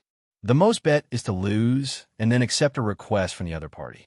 Tang Bao was afraid that Di Haoyan would not agree, so she went all out. Okay. Di Haoyan agreed so readily, which made Tang Bao feel that she had compromised too quickly. She felt that she had suffered a great loss. Di Haoyan asked the servant to unwrap the paper and put it on the table. After the servant left, the game began. She watched as Di Haoyan dealt the cards. 3 sets. You first. Di Haoyan narrowed his dark eyes and asked leisurely. You first. Di Haoyan did not say anything and reached out to take the cards. I like this set of cards. Tang Bao snatched it. Di Haoyan followed her and took another set of cards. Tang Bao wiped her cards and felt a burst of joy in her heart. Not bad, very satisfied. It would be unreasonable if she did not win this set of cards. Straight. Tang Bao played her cards. No. Straight again. No. 5, 6, 7, 8, 3 with 2, and 1 more card, Tang Bao said. Di Haoyan threw the bomb in his hand. I don't want it. You play. Tang Bao, who thought that she could win, was not worried. She thought that Di Haoyan might have a bomb in his hand, so she kept the biggest card. However, who would have thought that Di Haoyan did not give her a chance to play her cards again? He did not have any more cards at all. They were all correct.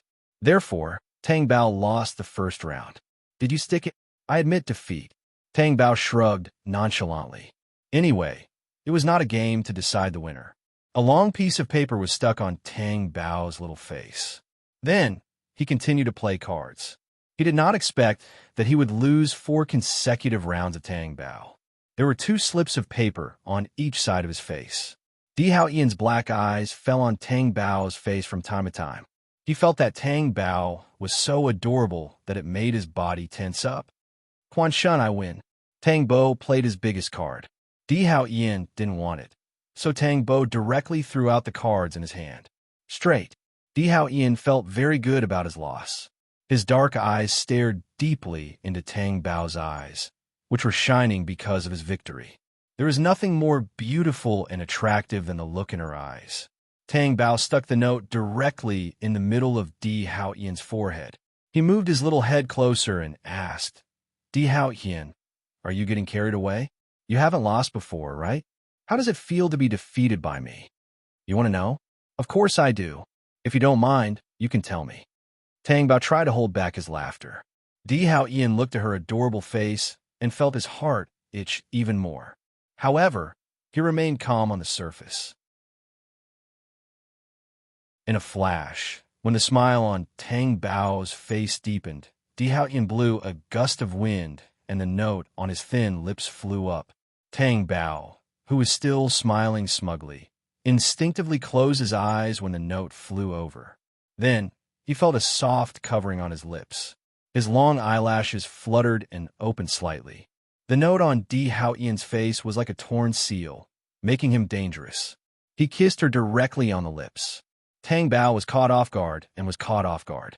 His heart was beating like a deer, so scary that it was about to jump out of his chest. The air around his ears seemed to have stopped. Only the gentle touch of his lips when he kissed her made Tang Bao's senses intoxicated. There was no movement for a long time. It was not just Tang Bao who was intoxicated. Di Haoyan was also intoxicated. It was different from the fierce and deep kisses in the past.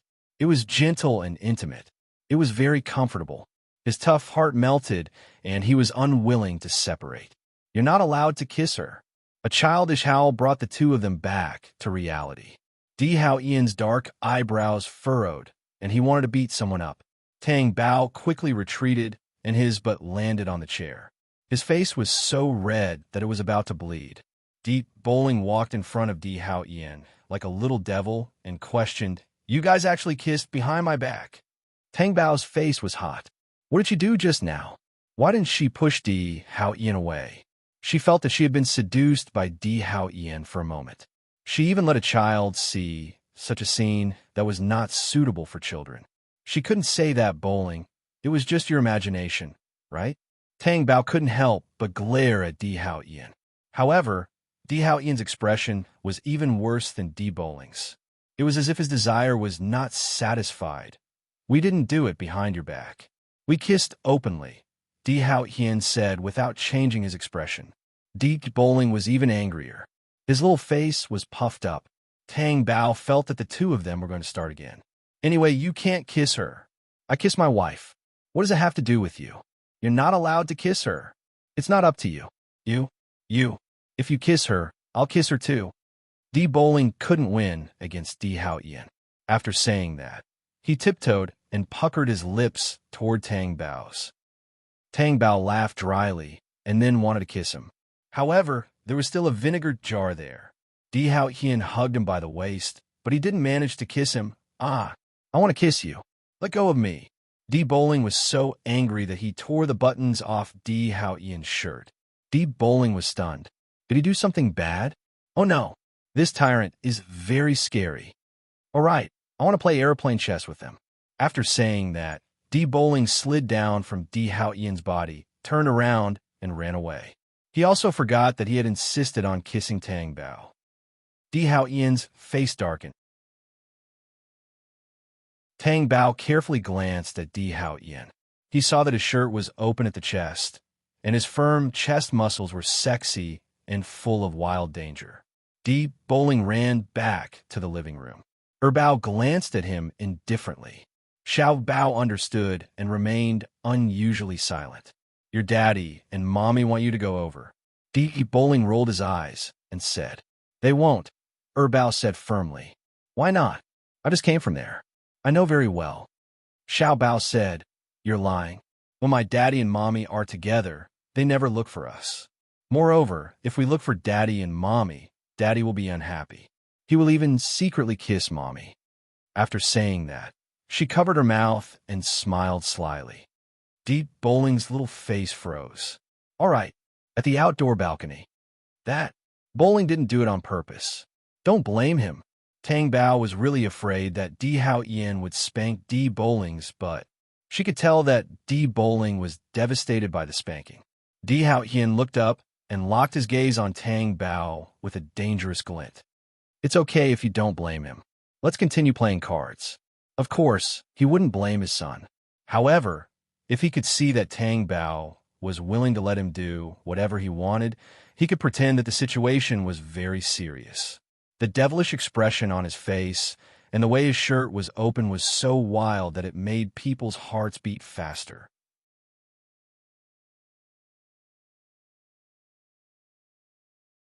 Chapter 926. There's no need for that. You can enjoy your husband's beauty while playing cards. Who wants to enjoy it? It's not like I haven't seen it before. See you every night. Although she saw Tang Bao every night, she felt like she was suffocating every time she saw him. Her heartbeat was extremely unstable. It was as if she was seeing him for the first time. Then why do I feel like you're a young girl seeing a man's body for the first time? Di Hao Qian hooked Tang Bao's delicate chin with his long and rough fingers. Tang Bao slapped his hand away. Nonsense. I've seen many handsome guys in the entertainment industry. What did you say? Di Hao Qian stared at her with his dark eyes that were filled with endless danger. Nothing. Let's play cards. Tang Bao really did not know what to do when she panicked. Did she have a brain in front of Di Hao Qian? How could she say such things? Actually, there was nothing wrong with what she said. However, since her opponent was Di Hao Ian, she should not have said such things. It was not the first time she knew how possessive Di Hao Ian was. Why did Tang Bao feel that he had the awareness that he would never change? Di Hao Ian let her off for the time being and grabbed her hand that was about to take the cards. It did not seem like he was grabbing her, but more like a domineering package. What's wrong? Tang Bao was terrified. Was he going to pursue the matter? Let's play cards. Didn't you say you wanted to continue playing cards? We're playing cards. The stakes have changed. What's the stakes? Tang Bao had a bad feeling about this. Whoever loses will have to take off one piece of clothing. Tang Bao felt her scalp go numb. I'm not doing it. You're not playing? Then I'll have to look for Bowling. But he's your son. Tang Bao pretended to be pitiful. Are you playing or not? Di Hao Ian's words were very obvious. He would definitely not let her off. They had to play. Bao, you can't be too pessimistic. Think about it. Didn't you just win one round against me? If you're lucky, I'll be the one to strip naked. Tang Bao raised his eyelids. Do you think I'm stupid? Wouldn't it be dangerous for you to take it off? She was at a disadvantage in this situation. I don't want to play. Tang Bao was unmoved. Di Haoyan chuckled. His laughter was terrifying. I'm not playing. I'll deal with you right now. Tang Bao was well aware of the so-called solution. Di Haoyan is too shameless. What to do? She had no way out. If she braced herself, she might still have a chance to win. Why did she feel like she was playing with her life? If you lose, you have to take off your clothes. Is there anything else? Tang Bao asked just in case. She had to ensure her own safety. If you want something else, I will definitely cooperate with you. Di Haoyan looked like he was sacrificing himself. No way. I don't want to do anything else, so don't take advantage of me, Tang Bao warned him. Okay. Only then did Tang Bao start to play with him. At first, Di Haoyan lost and took off his shirt. Then, Tang Bao lost, and Tang Bao was a little hesitant. What's wrong? You can't afford to lose? Let's play again in the room. Let's go. Di Haoyan stood up, put on his shirt, and left. Tang Bao looked at Di Haoyan, who was not sloppy at all, and his face twitched. Did this person have to be so serious? If he was too serious, Tang Bao would feel that he was not serious. When Lien went forward, Di Haoyan directly ordered, "Let the 3 children go to bed early." Yes. Then, Di Haoyan forcefully dragged Tang Bao back to the room. Tang Baoxin had an unwilling look on his face. She thought to herself, isn't it usually the mommy who gives instructions to the children like this? Every time, before she could think of it, Di Haoyan had already said it out loud. She didn't seem to be a very competent mommy. Come. Di Haoyan turned around and saw Tang Bao standing there motionless, so he urged him to come. Why don't you not come? I'll go take a look at the children, Tang Bao said. Di Haoyan turned around and walked towards Tang Bao. He pinched her chin and said domineeringly, Don't even think about running away. Why do you want to come so much? It'll be fun to play with you. Tang Bao wanted to cry, but had no tears. How was it fun? Was it fun to take off his clothes? Di Haoyan wasn't that childish, was he? The 3 children heard Lien telling them to go to bed. The 2 babies stood up, but Di Bowling did not move. Young Master D? Young Master D said it's time to go to bed. Lien called him again with a good attitude. Where's Tang Bao? Di Bowling asked. Young Madam must have gone to bed too. Lien felt that this little guest, who almost lived in the castle for a long time, was not ordinary. At least, young Master D had never said anything when he called young Madam by her name. So I can't sleep with Tang Bao? Di Bowling asked unhappily. Lien smiled and expressed his affirmation. Di Bowling stood up reluctantly and followed the 2 babies upstairs. Di Bowling walked to the door of his room. Just as he was about to enter, he was stopped by Bao. Di Bowling. Di Bowling turned around and looked at him lazily. What? Do you want to come to my room to look at the computer? There was also a computer in Di Bowling's room that Di Haoyan had bought for him. However, he wanted to know what Di Haoyan was playing. Wait for me to take a shower, Di Bowling said and went into the room. Bao did not say anything and went back to his room as well. Daddy and Mommy had said that they would treat Di Bowling like their own younger brother. Although Di Bowling sometimes did things too badly, as long as it was not too much, he could tolerate it. After Di Bowling took a shower, he sat on the bed and rested his chin on his little hand as he thought. Should he go to Di Bannon's room or not? Should he go now or later? Would it be too degrading for him to go now? Would he be sleeping when he went to Di Bannon's room later? After hesitating for a while, Di Bowling still went to Bao's room. When he went, he saw that Xiao Bao was also there. Di Bowling immediately said, What are you doing here? This is my brother's bed. Didn't your mommy ask you to sleep in your own room? Brother asked me to sleep in his room, Xiao Bao said self-righteously. You're sleeping just because I asked you to? Di Bowling looked like he was going to chase her out of the room. Although this room was not his, that was not important. What was important was that he was in this room. Xiao Bao was being bullied. Bao looked at Di Bowling with an unpleasant expression. Do you want to look at my computer or not? D. Bowling walked to the computer table and sat down. On the computer screen was a Sudoku game. My daddy said that this is the latest Sudoku game. Do you want to play? Erbao asked. I played a different Sudoku game when I was overseas. Then you play. I'll see how many levels you can reach. How many levels have you reached? The 8th level for now. There are 10 levels in total. Then I'll definitely reach the 10th level. D. Bowling started playing.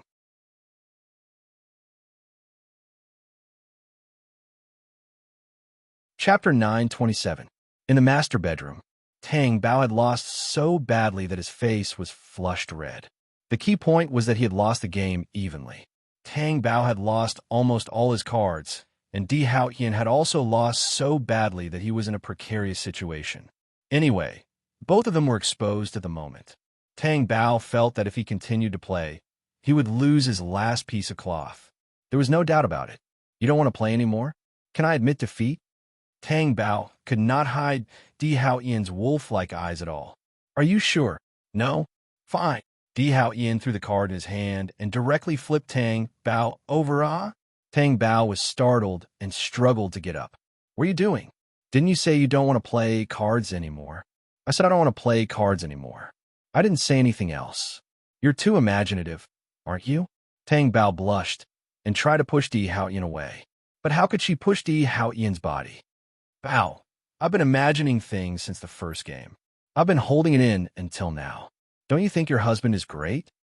Tang Bao's little mouth trembled. You, ugh. Di Haoyan indeed looked like he had been holding it in for a long time. He was too impatient. Tang Bao felt that trying to reason with Di Haoyan in this regard was really like a scholar meeting a hooligan. He even said he would not do anything else. He was simply going back on his words. Half an hour later, there was a loud knock on the master bedroom door. Bang, bang, bang. Mommy, it's bad, it's really bad. Tang Bao struggled to speak. It's Xiao Bao. Get up. Wait a little longer. Tang Bao was about to swear. What was more important? Zhongli, who was outside the door, quickly pulled Xiao Bao away from the door. It's okay, don't worry. But they're fighting. They're not fighting anymore. Don't tell Daddy and Mommy. No need. The young master and young madam must have fallen asleep. I'll tell you tomorrow, okay? Zhongli was very embarrassed. He definitely wouldn't sleep so early at this time. However, as an adult, Zhongli couldn't say it in detail. Therefore, she quickly pulled Xiao Bao away. Otherwise, if the young emperor was not satisfied, it would be very scary. Half an hour later, Di Haoyan walked out of the room in his pajamas. As expected, he was not satisfied. Lian walked over nervously. Young master, what is it that the two young masters were fighting? For what? They had different opinions on Sudoku, and then they started fighting. Bowling made the first move. Yes, Lian felt that it was too right. Where's he? He's still making a scene in the young master's room. Lian felt that D. Bowling was simply a little devil who was not afraid of anyone. No one could persuade him otherwise. He was a little dispirited, because he didn't seem to be able to control him. Di Haoyan went to Erbao's room with a cold face. The three little guys were not asleep. Xiao Bao stood there with her doll, and Erbao, whose face was as cold as ice. As for D. Bowling, Di Haoyan's black eyes looked up. D. Bowling stood on the computer table in his pajamas, but at this moment, it was messy and his face was arrogant. Why don't you climb on top of my head? Di Haoyan shouted majestically. As long as his face was cold, it was enough to make people not dare to breathe loudly. Not to mention that Di Haoyan's face was unusually cold now. A person who was not satisfied with his desires was very scary. D. Bowling's arrogance was suppressed, but his little face was still a little unconvinced. In his heart, he thought, sooner or later, I will climb on top of your head. Take him down. Di Haoyan pinched the space between his eyebrows. Lian and the servant went forward and carried D. Bowling, who did not dare to struggle, off the computer table. D. Bowling stood on the carpet, his feet still bare. His shoes had been thrown away. It was simply a scene of utter chaos. The servant went forward and stuffed his little feet into the small slippers and put them on for him. Then, Lian and the servant went out together. Erbao, tell me, what happened? Di Haoyan asked. When I was doing the 9th level of the Sudoku game, he said that it was wrong.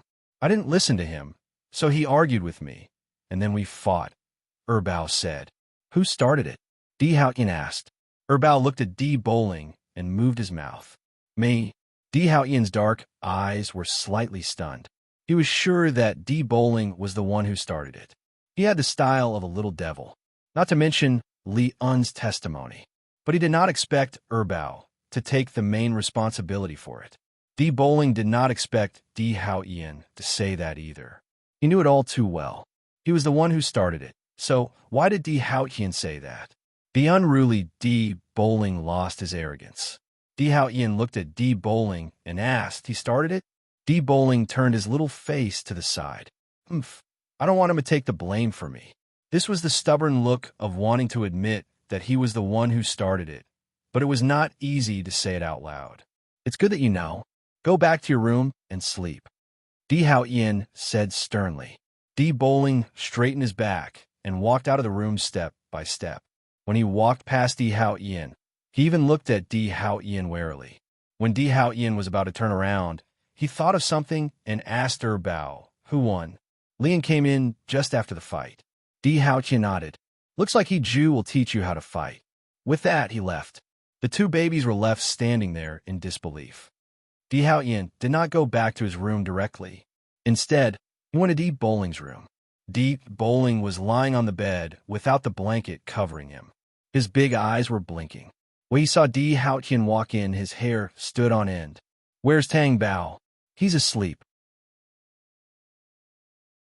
Di Haoyin walked to the edge of the bed and looked down at him. Have you seen Ju before? Yes. He's good at fighting. Next time, let him teach you how to fight with Erbao. Di Bowling seemed to be in disbelief that Di Haoyin would tell him this. He thought that Di Haoyin came in to scold him.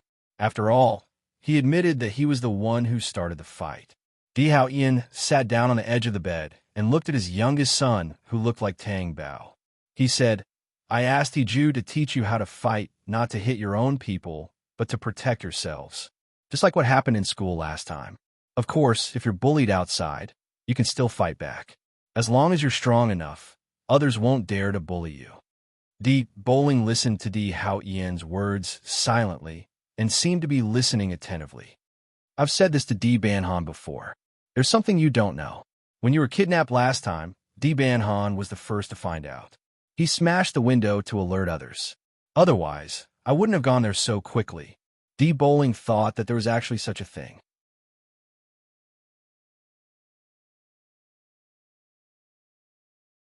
Chapter 928.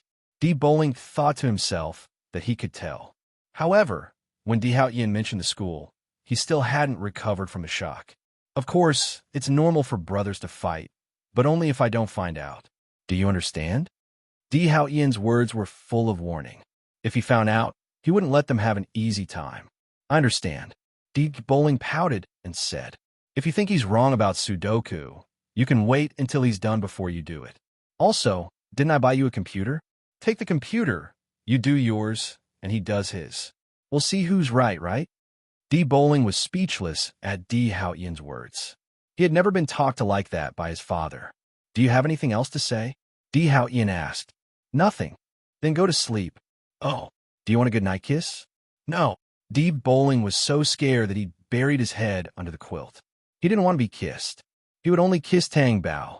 Di Haoyin looked at his cute blushing face and couldn't help but pinch his round face. Then he stood up and left the room. Di Bowling heard the door close and turn around. He was relieved when he saw that Di Haoyin was no longer in the room. He touched his face that was pinched. His face was still red. But just now, Di Haoyin said that Ju would teach him how to fight. Was that true? When he was abroad, someone taught him something, but he didn't learn it. That was because he came back to China. Fighting wasn't important. It was important to become strong, just like Di Haoyin. Then, would he be able to surpass Di Haoyin in the future? He was in a good mood just thinking about it. He turned over and went to sleep. Tang Bao waited in bed for Di Haoyin to come back because Di Haoyin said that he would go and take a look. Tang Bao believed that Di Haoyin could solve the problem of the three children. As long as Di Haoyin appeared, the children were very afraid of him. Therefore, there was no need to worry. Just as she was about to fall asleep, she felt someone get into bed. She even leaned over and felt his sturdy chest. It wasn't a sense of security, but a sense of danger. What are you doing? What happened to the 3 children? Bao and Bowling are fighting. Ah, Tang Bao looked at Di Haotian in astonishment. Why? Di Haotian hugged her and pressed his thin lips against her face. It's just a Sudoku game. It's okay. Lian and the rest pulled them apart as soon as they started fighting. What about now? She went to sleep angry? Tang Bao asked worriedly. No. What are you worried about when your husband makes a move? The 2 of them are sleeping obediently. Then, don't touch me. I haven't finished asking, then I'll wait until you're done asking. What was the point of asking? I'll tell you. If Tang Bao really asked her to say it, she couldn't say it. Moreover, what did he mean by waiting until she was done asking? Did he misunderstand what she said? Why aren't you saying anything? HM, Di Haotian's voice was low and hoarse. I want to sleep. It's still early. How is it early? I'm sleepy. Tang Bao blinked at him and then leaned on his strong arm pitifully. She yawned loudly. I'm really sleepy. Anyway, we've already done it today. Why don't we do it tomorrow? Okay, that's the same as not doing it. Tang Bao gritted her teeth. Did he have to be such a beast? At least they had done it before, right? She felt that normal people were only at this level. She strongly suspected that Di Haotian was not a human. Then I'll pay you back tomorrow. Okay, I want interest. Di Haotian, don't push your luck. Tang Bao gritted her teeth. You want interest for the money you borrow, but you don't want interest for this?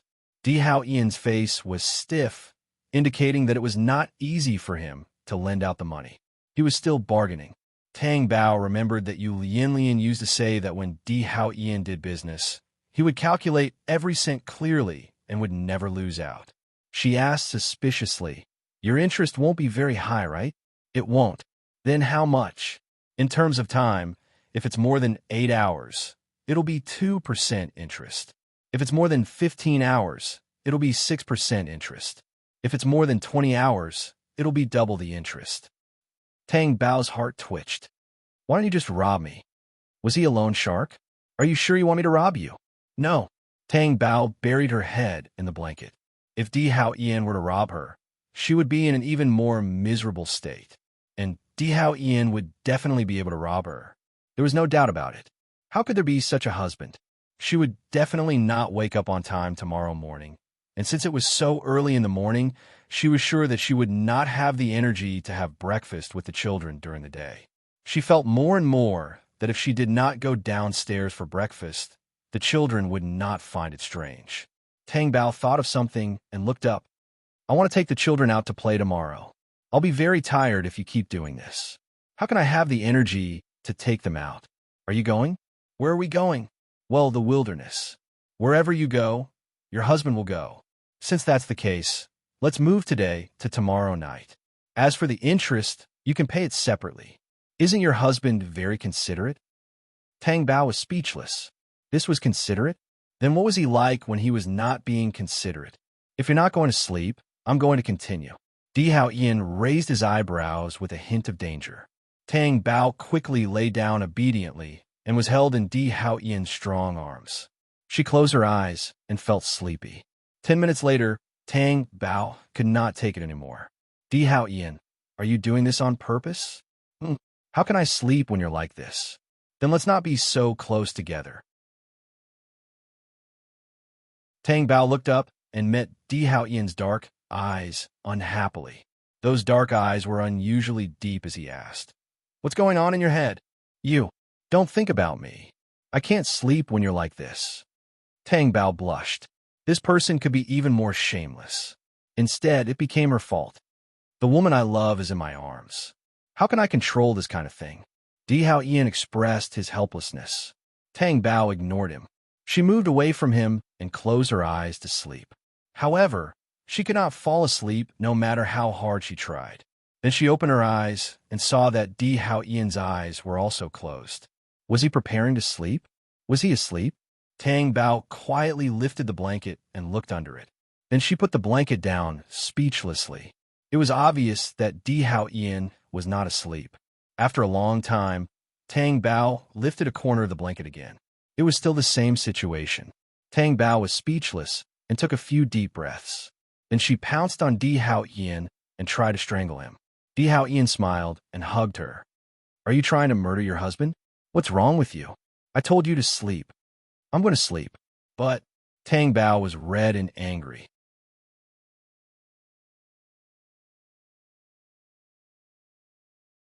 Chapter 929. What do you mean by no choice? You're cheating. You just can't take it lying down. Tang Bao choked him with both hands. Bao, that's what happens if you don't let me have my fill after tasting the sweetness. Then how will you spend the next 3 years after we're separated? I doubt if you really didn't find any random woman. Tang Bao couldn't believe it. Looking at Di Hao Ian, she felt that he couldn't live a day without a woman. What about you? Me? I'm a woman. Men are different. Di Hao Ian kissed her little mouth and said, my body recognizes you. It doesn't matter who lies next to me. Tang Bao's little face was red, and her heart was beating faster. There was also joy and sweetness that couldn't be stripped away. Tang Bao had never tasted honey, but she felt that the taste of honey was the same as the taste in her heart at this moment. Then I don't want to sleep anymore. Why don't you want to sleep? Di Hao Ian, don't ask when you already know the answer. I'll regret it. Tang Bao glared at him with a red face. Di Hao Ian's dark eyes were filled with a deep smile and a dark green light. He got up and pushed Tang Bao down. He couldn't wait any longer. Hurry, hurry, hurry. Di, MMM. Tang Bao regretted it. Why did she always do things that she regretted? Tang Bao only realized it after the incident. That was definitely Di Hao Ian's tactic. He had dug a hole for her. Actually, she could have just ignored Di Hao Ian and slept on her own. Di Hao Ian would have fallen asleep sooner or later. However, she couldn't hold it in. Instead, she woke up and even said so much to Di Hao Ian. As long as she opened her mouth to speak, she had already lost in a certain aspect. Tang Bao definitely didn't get enough sleep in the morning. She only woke up when it was close to noon. The moment she opened her eyes, she saw Di Hao Ian sleeping with her. As soon as she moved, Di Hao Ian woke up. He hugged her waist and naturally pressed the acupuncture points on her waist. After pressing for a while, the Tang Bao finally felt that he could move. Are you hungry? I'll go get some food. I'm not hungry. Looks like I didn't use enough energy last night.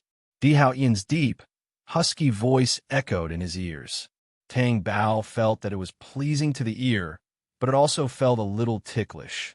He tilted his little face and said unhappily, if you continue to consume, I don't even need to live anymore.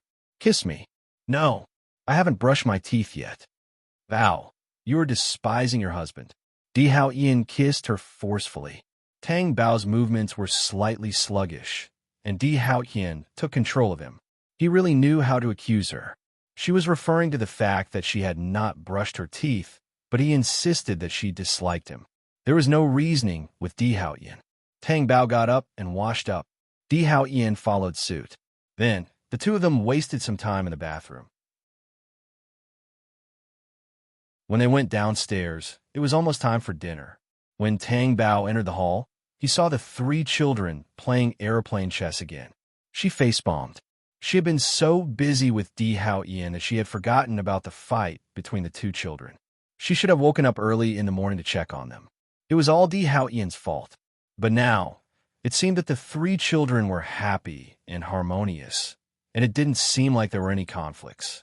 This must be Di Hao Ian's doing, right? There was no need to worry about him stepping in. Daddy, Mommy. The 2 babies called out when they saw them. Di Bowling didn't say anything, but when he saw Tang Bao, his eyes sparkled like the stars in the night sky. Why aren't you greeting them? Di Hao Ian's sharp gaze fell on Di Bowling. Di Bowling, who had been happy a moment ago, lost his smile in the next second. I don't want to call them uncle and aunt. Call them the same way as the 2 babies, Di Hao Ian requested. Tang Bao was stunned for a moment, then looked at Di Bowling expectantly. Di Bowling looked at Tang Bao, suppressed his beating heart, and called out, Mommy. Tang Bao was instantly overjoyed and nodded vigorously. Yes, She felt the exhaustion from the night before vanish into thin air. Although Dee Bowling had called her that in the video before, it felt different every time. What else? Dee Hao Ian's face darkened. Don't tell me you wanted to call you daddy too? Dee Bowling was unhappy. He already had a daddy, he just lacked a mommy. Are you sure you don't want to? Dee Hao Ian raised his eyebrows with a dangerous look. You're a tyrant. Dee Bowling stomped his feet. You're wrong. Call me that again. Dee Hao Ian requested again in a calm manner. Anyway, if Dee Bowling did not call him that, he would not let go of his dignity. Daddy, Dee Bowling unwillingly called out softly under the pressure of the tyrant. However, as long as Dee Hao Ian heard it, he would not force him. After all, this was something that had to be done slowly. After all, he still doted on his youngest son, who asked him to look more like Tang Bao. When Dee Hao Ian saw Dee Bowling's mischievous behavior, he would think of Tang Bao when he was young. When Tang Qishan was dying, he told him a lot of things about Tang Bao when he was young. He was so mischievous that even after being beaten, he still did not learn his lesson and ran out to play the next day. Thinking of this, Dee Hao Ian could not help but smile. Let me tell you a piece of good news. Daddy and I will take you out to play today. We'll go to the wilderness. Tang Bao tried to liven up the atmosphere. I want to go. I want to go. Xiao Bao was the most excited. Bao also had a smile on his face. Dee Bowling asked uncertainly, I'm going too. Of course. Do you like to go? As long as it's with Tang Bao, I like it. Dee Bowling smiled arrogantly. However, since the beginning of the meal, Tang Bao noticed that Dee Bowling seemed to be a little absent-minded. Tang Bao immediately knew why he was like that. She could not help but glance at Dee Hao Ian. Dee Hao Ian's dark eyes were deep, and his thin lips were cold. His slightly heavy gaze had already seen through her. After the meal, Tang Bao walked out of the hall and saw Dee Bowling standing on the lawn with his back facing her. It was as if he was looking into the distance. His small figure in a black suit looked a little hesitant and aloof. Tang Bao walked up to him. Bowling. Dee Bowling turned around and looked at Tang Bao. What's wrong? Are you not happy going out to play? Dee Bowling looked a little awkward and hesitant. His round face showed that he was struggling. Tang Bao squatted down in front of him and looked at his eyes that Dee Hao Ian said were similar to hers. Is it because of your daddy? Are you worried about him and feel that it's not good to leave him alone when you go out to play? Dee Bowling looked up at Tang Bao and nodded. It's okay. We can come back before dinner. During this time, Dee Hao Ian will get someone to take care of him in the hospital. If you're really worried, you can go and see Dee Junbai before we go out to play. What do you think? Dee Bowling's conflicted expression immediately disappeared, and he nodded. Okay. Outside the hospital, Tang Bao and the two babies sat in the back seat. If Dee Bowling wanted to see Dee Junbai, Dee Hao Ian would definitely take him there.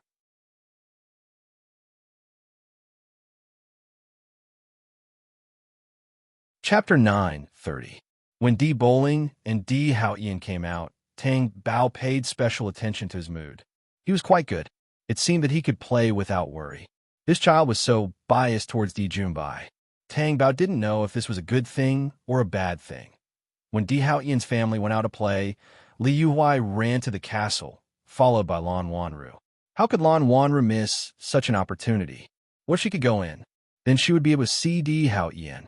She hadn't seen him in a long time. To her, every day that she couldn't see Dee Hao Ian was torture. Li Yuhuai knocked on the European-style iron gate and shouted from outside, Is there anyone? I'm looking for Dee Hao Ian. Auntie, you can press the doorbell, Lan Wanru reminded her. Ding Quan walked out with a cold expression. Young master is not in the castle. Li Yuhuai saw that someone was paying attention to her and quickly said, Are you trying to scare me? It's Sunday today. If he's not here, who is?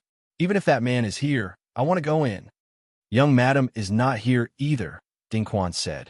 Li Yuhuai was stunned. Lan Wanru's expression turned pale as if he had been shocked. Then Li Yuhuai laughed. Aha, I knew it. Why would you Songhuan suddenly stop caring about Dee Hao Ian looking for a man? It turns out that his son has already given that man a status. Then, may I ask, when will this auntie of mine have wine to drink? Ha ha!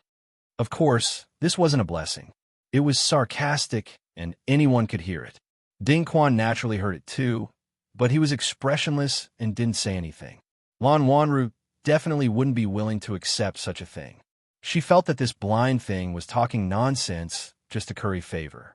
She really wanted to advise him to use his brain when he spoke, what he should say and what he shouldn't say. Even if Brother Hao Yin was bewitched by a man, it was impossible for him to be addressed as young madam. Although this person was only a gatekeeper in the castle, he thought that this person was only a gatekeeper. But if they couldn't get past him, no one would be able to enter. It seemed like a very low-level position, but the fact that Di Haoyan had given him the position of a gatekeeper meant that Di Haoyan trusted him. Therefore, they could not afford to offend him. Lan Wanru hid his inner displeasure and smiled gently at Ding Quan. "I'm sorry, my aunt didn't mean anything else. She just missed her grandson too much. That's why she was like this. Since Brother Hao Ian wasn't here, was Bowling here? We just want to take him home. My auntie really misses you. I've said it before. Young Master and the rest aren't in the castle. They've all gone out." Ding Quan's expression was stubborn. Li Yuhua was about to flare up when Lan Wanru tugged at the corner of her shirt. He gave her a look and said to Ding Quan, "Then where did they go? When will they be back? We can wait here. We're just servants. We don't know Master's whereabouts." Ding Quan really didn't know. Even if he did, he wouldn't tell outsiders Di Haoyan's whereabouts. Li Yuhua wanted to scold him, but Lan Wanru stopped her. "Auntie, forget it. Let's get in the car first." After Li Yuhua was pulled into the car, she was full of anger and even blamed Lan Wanru. "It's bad enough that you kept stopping me from talking, but you even pulled me into the car. Who are you helping by following us?" Lan Wanru said helplessly, "Auntie, even if you're making a fuss, he won't let us in. He won't let us in. If we put in a good word for him, he might let us in." Although he said that, Li Yuhua still couldn't suppress her anger. "I think Bowling might really not be in the castle." "How do you know?" "My intuition." "You gave all your intuition to Di Haoyan, right?" "Let me tell you, Wanru. Ever since your uncle was killed by Di Haoyan and one of my legs was crippled by Di Haoyan, our family and he are irreconcilable enemies. Don't even think about marrying Di Haoyan anymore. I won't agree to it." "Auntie," Lan Wanru's expression changed slightly, but he still said, I know what I'm doing." But in her heart, if she didn't marry Di Haoyan, what was the point of her life? What was the point of her dragging this painful body until now? She couldn't accept it. The car drove back and went straight to the hospital to visit Di Junbai. "What did you say? Di Haoyan took Bowling out?" When Li Yuhua was crying Di Junbai about not being able to see Di Bowling, Di Junbai told her about it. At this moment, Di Junbai was able to sit sideways, but his face was still abnormally pale. If Di Haoyan hadn't come, he would have been discharged from the hospital by now. "He probably took him out to play," Di Junbai said. "Di Haoyan and his family?" "Yes." This meant that Lan Wanru's advice was right. Even if they really made a scene there, Di Haoyan wouldn't know about it. If Di Haoyan and his family went out to play, why would they take Bowling out? Bowling isn't even his son. This is ridiculous. Li Yuhua was even angrier. Even if they went out to play, we're the ones taking him out. What has it got to do with his family? Forget it. I can't take him out to play in my current state. Your leg isn't very good, and Wanru's body isn't well either. I have no objections if my brother takes him out." "You're still calling him brother at this time? Son, how silly are you? He doesn't treat you as his biological brother." Li Yuhua really hated herself for raising her son to be so carefree. She was exasperated with him for not living up to her expectations. Di Junbai didn't say anything and just closed his eyes. Seeing this, Lan Wanru quickly said, "Brother, you should rest more. Auntie and I will go back first." "Okay." After Li Yuhua and Lan Wanru left, Di Junbai slowly opened his eyes. The rhythm was exactly the same as when he closed his eyes. It seemed like there was no hurry. The car drove into the wild forest. "Look carefully outside the car window," Di Haoyan reminded them. Then his gaze fell on Tang Bao's face. Tang Bao asked silently, "Where are we? Why hasn't she been here before?" The three children each leaned against one side of the window. Xiao Bao naturally leaned against her Bao's side. Di Bowling leaned against the car window and looked outside curiously. He had been staying in the city ever since he returned to China and had never been to a place like this. Suddenly, he asked, "Are there kittens here?" Di Haoyin smiled slightly. "There aren't any kittens."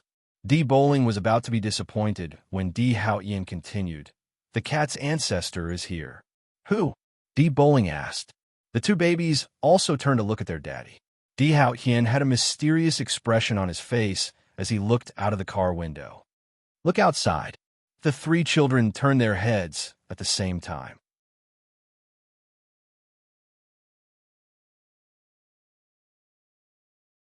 Chapter 9:31. There were lions wandering in the woods outside the car window. There were more than one. There were male and female lions, as well as lion cubs. "Ah, I know what this is. It's a lion. Mommy, it's a lion." Xiao Bao remembered that there was such a thing on the card that she recognized. She was shocked and curious. The lion on the card had actually run into the forest. Tang Bao looked at her cute expression and touched her little head lovingly. While looking out the car window with her, he also looked at Di Haoyin. However, she met Di Haoyin's deep black eyes. It made her heart skip a beat. It was the kind of heart that made her heart beat wildly. Her face turned red. Why was this person looking at her? They had said that they were going to the wilderness, so he arranged for them to look at her instead of looking out of the car window. It was the first time for both the children and her. The three children watched with great interest. Tang Bao's gaze stayed on Di Bowling's little face most of the time. The more he looked at him, the more jealous he felt. He could not imagine how lonely he must be overseas. Wow, those two lions are fighting. Xiao Bao's surprised voice came back to Tang Bao. Tang Bao looked over, and his face immediately turned red. "Daddy, Mommy, they're fighting so hard. The lions below are so pitiful. Should we help them?" Xiao Bao asked excitedly. Air Bao stared blankly at the two lions that were stacked on top of each other. When Di Bowling heard the lions fighting, he naturally turned around curiously. Tang Bao quickly covered his face. "They're not fighting. It's not nice." Tang Bao had just stopped him when his wrist was clamped by Di Haoyin. Tang Bao looked at him in confusion, his face still red. "Come and watch together." Di Haoyin pulled Di Bowling over and asked him to lean against the car window with the two babies. Even a car had stopped for them to admire? "Hey, Di Haoyin." Tang Bao panicked. Di Haoyin trapped her in his arms and began to teach the child a lesson. "Do you see the lions fighting outside?" "Yes." The three of them replied in unison. "They are fighting, but in a different way," Di Haoyin said. "What's that?" Di Bowling asked. "They are breeding," said Di Haoyin. "They will have many little lions in the future." Bao drew inferences and turned to look at Di Haoyin and Tang Bao. "Is this how Xiao Bao and I were born?" Di Haoyin looked at the posture of the two lions outside and said, "Yes." Tang Bao felt like hitting someone. Di Haoyin looked down at Tang Bao's blushing face and said in a low, hoarse voice, "He's educating them." Of course, Tang Bao knew that he was educating them, but it still made her feel embarrassed, especially when Di Haoyin answered her Bao. At this moment, Di Bowling seemed to be talking to himself. "In other words, this is how my daddy and mommy gave birth to me." "In front, drive." Tang Bao hurriedly pointed at the driver in front. If she stopped the car here again, she did not know what Di Haoyin would say. There was no doubt that in the end, Tang Bao was the only one who was blushing. After all, children did not have that kind of awareness. And Tang Bao was the one who suffered every day. After the car drove past, the three children continued to look at the tigers and leopards outside. They were all carnivores, and the sight of them made them cry out in joy. Naturally, they did not notice what Di Haoyin, who was holding Tang Bao in the corner, was doing. "Hey, what are you doing?" Tang Bao avoided Di Haoyin's thin lips and watched the three children nervously. "Give me a kiss." Di Haoyin's voice was low and hoarse. "Don't. The children are here." Tang Bao lowered her voice. "They don't have time for us. Come, just give me a kiss." Tang Bao did not understand. Why did he want to kiss her all of a sudden? However, Looking at Di Hao Ian's deep and dangerous eyes, she felt that if he did not achieve his goal, he would not stop. If he was done kissing her, he would stop. Just a kiss. Yes. Tang Bao suppressed her blushing face and was about to close her eyes when Di Hao Ian's thin lips devoured her little mouth. Tang Bao suddenly stopped breathing. Di Hao Ian's kiss was not that simple. It must be according to his one. Tang Bao's lungs were about to be hollowed out. She suddenly thought of the male lion just now. Oh my God, what was she thinking? Her two small hands clutched Di Hao Ian's clothes tightly, and then she pushed them out. She could not push him away no matter how hard she tried. He was too strong. In his arms, she was like a fragile thing in his palm, unable to resist. When he let go of her, Tang Bao was already lying weakly on Di Hao Ian's firm chest. She could only gasp for breath. Her head was buzzing. After a long time, she found her voice. "This is your one question mark?" "Yes." Tang Bao did not want to explain anymore. Di Hao Ian's low and hoarse voice came from above her head, causing Tang Bao to stiffen. "Did you see any of the male and female lions just now?" What kind of joke was this? How could she answer this question? Di Hao Ian had bad intentions. His intentions were too obvious. There's nothing wrong with educating children in advance. I want to educate you tonight. Tang Bao's facial expression visibly contorted. Whatever. She could not escape anyway. Besides, it was not like she had never been educated before. She felt that Di Hao Ian was much more ruthless than the male lion. However, after she said that, she heard Di Hao Ian gasp fiercely. She was so scared that her whole body tensed up. "You better not mess around." "Don't worry, it's not convenient now." Tang Bao's tense nerves finally relaxed. Fortunately, he still had some rationality. Otherwise, she really could not stop him.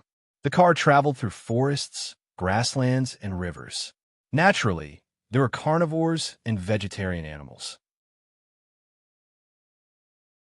When they reached the vegetarian animal area, they could come down. The three children could not wait to come down. When they were in the carnivore area, Xiao Bao wanted to come down and say something about how cute they were. It made Tang Bao's scalp tingle. Now that they had come down, they could not wait to blend in with the animals. With many bodyguards watching, no accidents would happen. There was grass everywhere, almost reaching the children's waists. The wind blew, and the scene was so beautiful that Tang Bao could not come back to her senses.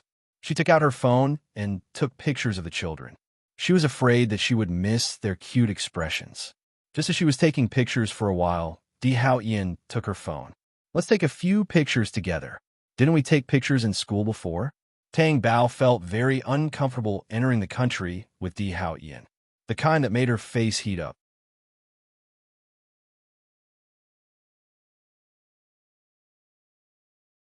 Chapter 932.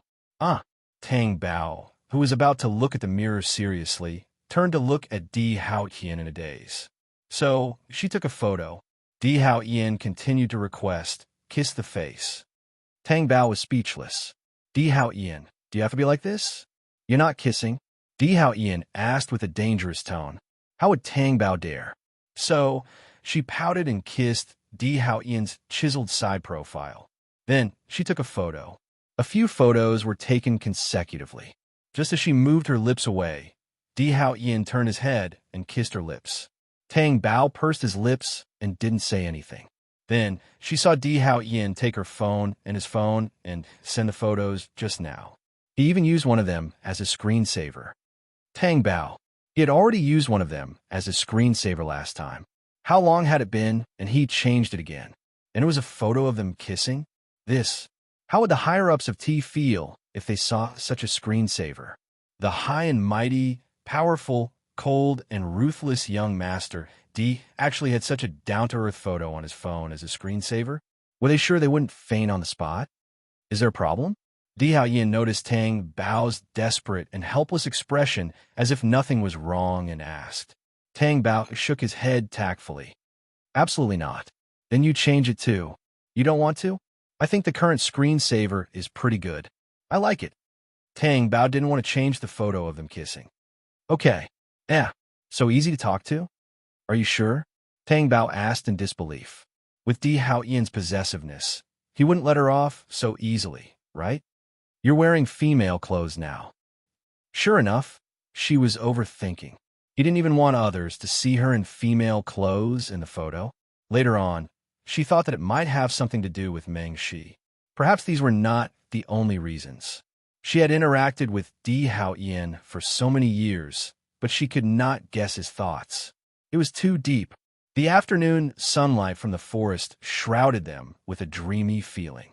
Di Hao Ian was wearing a black shirt and pants. Even his hair had the shadow of the sun. His body seemed to be emitting a halo of light, but it was so warm, like a warm god. Tang Bao felt Di Hao Ian leaning toward her. His arm around her waist was so tight. His heartbeat was so clear, as if all the static and dynamic things had become the background. Daddy, Mommy, it's so scary. Xiao Bao's screams shook Tang Bao back to reality. Only then did he realize that his face was so close to Di Hao Ian's. The two people's lips were about to touch. Blushing, Tang Bao turned away and looked into the distance. She saw Xiao Bao running towards her. On the other hand, Air Bao and Di Bowling stood there without any reaction. Xiao Bao threw herself into Tang Bao's arms. Mommy, I'm scared. What's wrong? What are you scared of? There's such a long worm. It's so scary. Xiao Bao's eyes were filled with tears. She looked so pitiful that she was on the verge of collapsing. A worm. Tang Bao was surprised. She was not afraid of carnivores, but she was afraid of worms. Did this look like her? She was scared too. Most importantly, she felt disgusted by the bony worm. The bodyguard walked over. The worm has been cleared. Will there be more? Xiao Bao asked. If there is, I'll help you get rid of it, the bodyguard said. Xiao Bao hesitated. She wanted to play, but she was also scared. Tang Bao knew from her expression. Let's go. Mommy will play with you. Okay. With Mommy around, Xiao Bao won't be scared anymore. Tang Bao ignored Di Hao Ian's sharp gaze and went to play with Xiao Bao. Di Hao Ian could only bear with the three little light bulbs. He went closer to Tang Bao and stood beside her. At least he could touch her hand or something. Xiao Bao played with the cicadeer for a while, then went to catch butterflies. She was wearing a little straw hat with a pink bow on it. It looked very much like the butterfly she was trying to catch. Tang Bao looked at her cute running figure, and her eyes were full of smiles. Come, Mommy will catch it for you. Tang Bao ran over. When the butterfly stopped on the petals, Tang Bao covered it with her hands. She ran away. When Xiao Bao looked over, she felt a little awkward. Di Hao Ian stood not far away and watched Tang Bao catch the butterfly. His dark eyes only had her figure in them. He doted on her so much that it seemed like he was going to swallow her up. Tang Bao did not manage to catch the butterfly after a few tries. Xiao Bao's eyes were full of hope at the beginning, but later on, her face was calm. This almost drove Tang Bao crazy. Her lofty image was going to be ruined because of a butterfly. It was already ruined. The butterfly was flying very slowly. Why couldn't she catch it? In the end, Di Hao Ian saw that she was having a hard time catching the butterfly. He walked over and reached out his hand. He caught the butterfly. Tang Bao was stunned. Wasn't his hand movement too fast? It was just a flash in front of her eyes, and the butterfly was caught. Wow, Daddy is so awesome. Daddy is so awesome. Xiao Bao widened her eyes and was stunned for a few seconds before she reacted. She jumped and clapped her hands, her face full of admiration. Di Hao Ian asked the bodyguard to take a small bottle and put the butterfly in a small breathable bottle. Then, he threw Xiao Hua into the bottle. Only then did he give it to Xiao Bao. Xiao Bao immediately ran to show it off to her brothers as if it was a treasure. Brother, I have a butterfly. Daddy caught it for me. It's such a beautiful butterfly. Daddy is so awesome. Why did Tang Bao feel so upset when he heard that? She had caught the butterfly for so long. Even if she did not take credit for it, she should at least have worked hard, right? It's okay. Hubby will comfort you. Di Hao Ian looked at the beautiful expression on her little face, which seemed to be asking for comfort. He hugged her slender waist, and his deep, husky voice sounded beside her ear. Tang Bao only felt the skin around her ear heat up. She shrunk her neck slightly in discomfort. I didn't say that I wanted to be comforted. Your expression is a part of your body. It's just as honest. In the end, when they were tired from playing, they found an empty space and laid down a comfortable, furry blanket. They brought a lot of food. After eating and drinking, they continued to play. They took them to the fields to see the countryside. It was an ancient village. The children had never seen it before. Those who worked in the fields were very curious. When they passed by the fence and saw the chicks inside, they were very happy. They played so much in the afternoon that the 3 children were sleeping very soundly in the car on the way back. They did not wake up when they reached home. Of course, they missed dinner. The strange thing was that after Tang Bao went to bed, Di Hao Yin did not touch her. He just hugged her and slept. Tang Bao did not ask why. She was also very tired after playing for the whole afternoon. She closed her eyes and fell asleep. In her sleep, she seemed to feel that she was being kissed. It was very comfortable and very gentle. She did not want to wake up in this dream. Tang Bao went to the studio in the morning. She took Di Hao Yin's car to go there. This could not be changed. After she arrived, she received an email from Luo Luoli.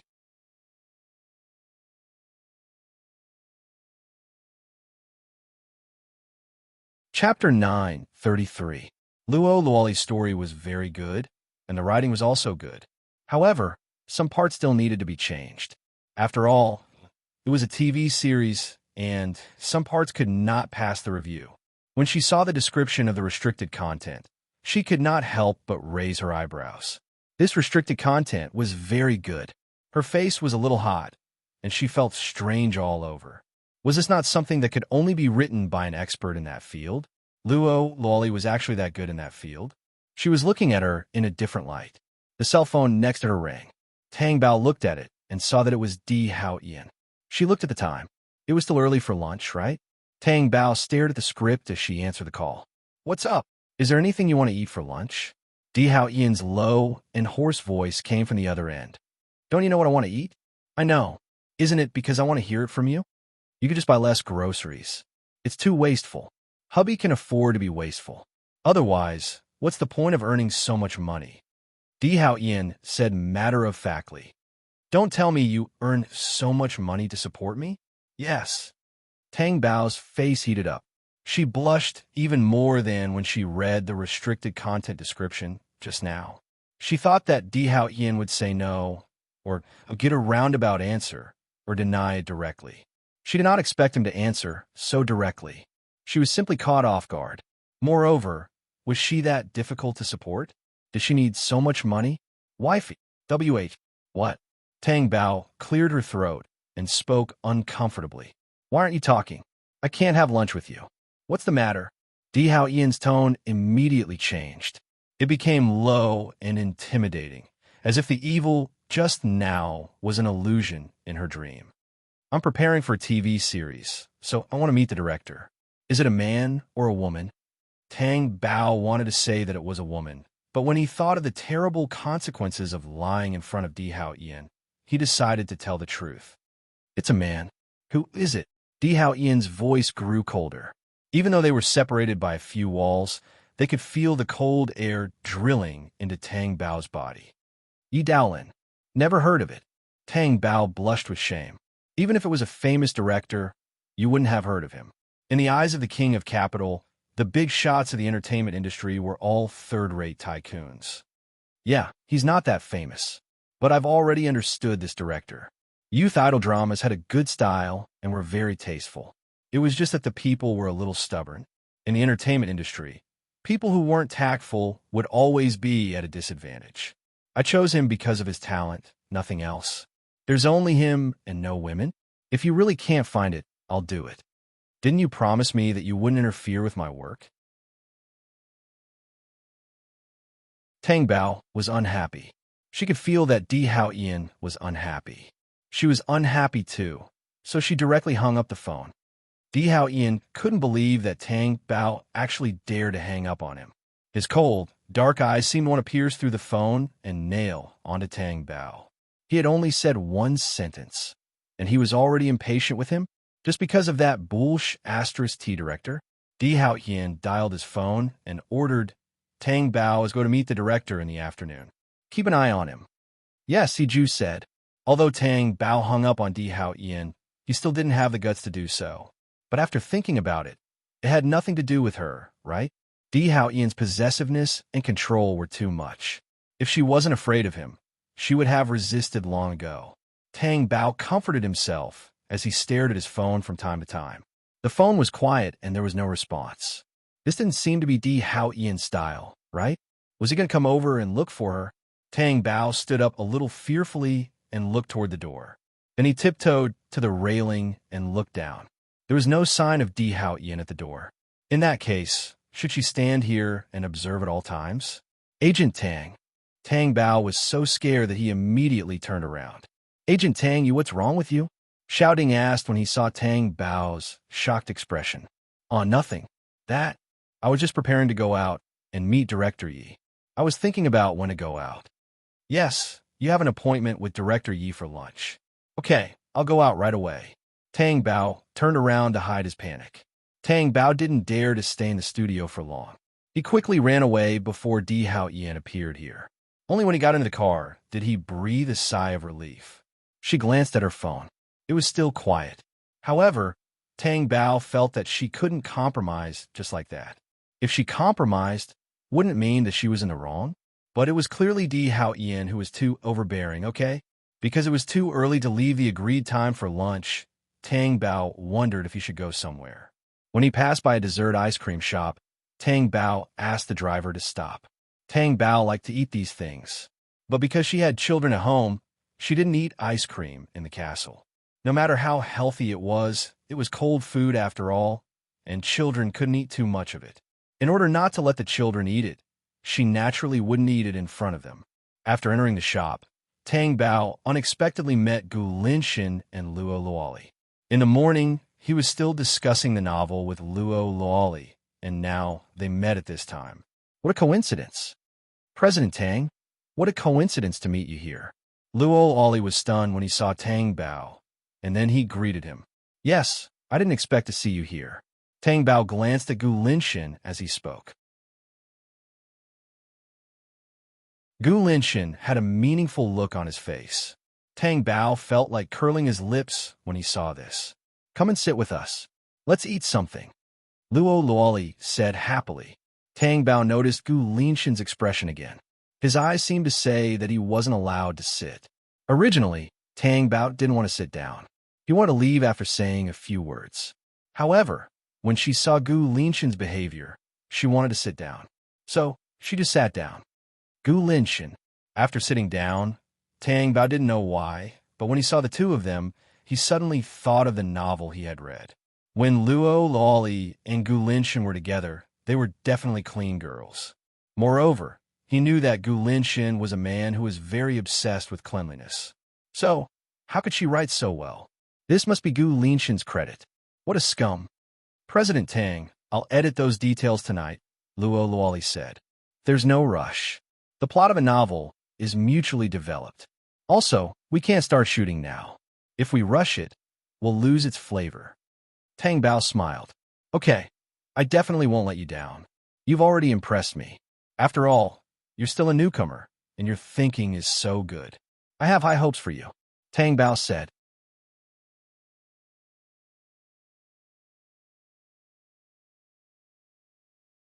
Chapter 9:34. Gu Linshin looked at Tang Bao impassively. I've heard a lot about you. Tang Bao pretended that this was the first time they had met. He smiled politely and said, hello. I didn't expect President Tang to be so young. I thought you were an old man. Gu Linshin said lazily. Luo Luoli's expression changed. Little uncle, what on earth are you talking about? Don't you know how to chat? She couldn't help but look at Tang Bao nervously. Tang Bao only smiled and replied politely, you're young and promising.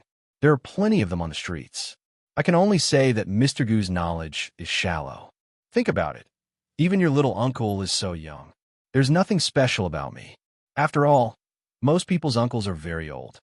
Thank you for complimenting me on my youth, Gu Linshin said ambiguously.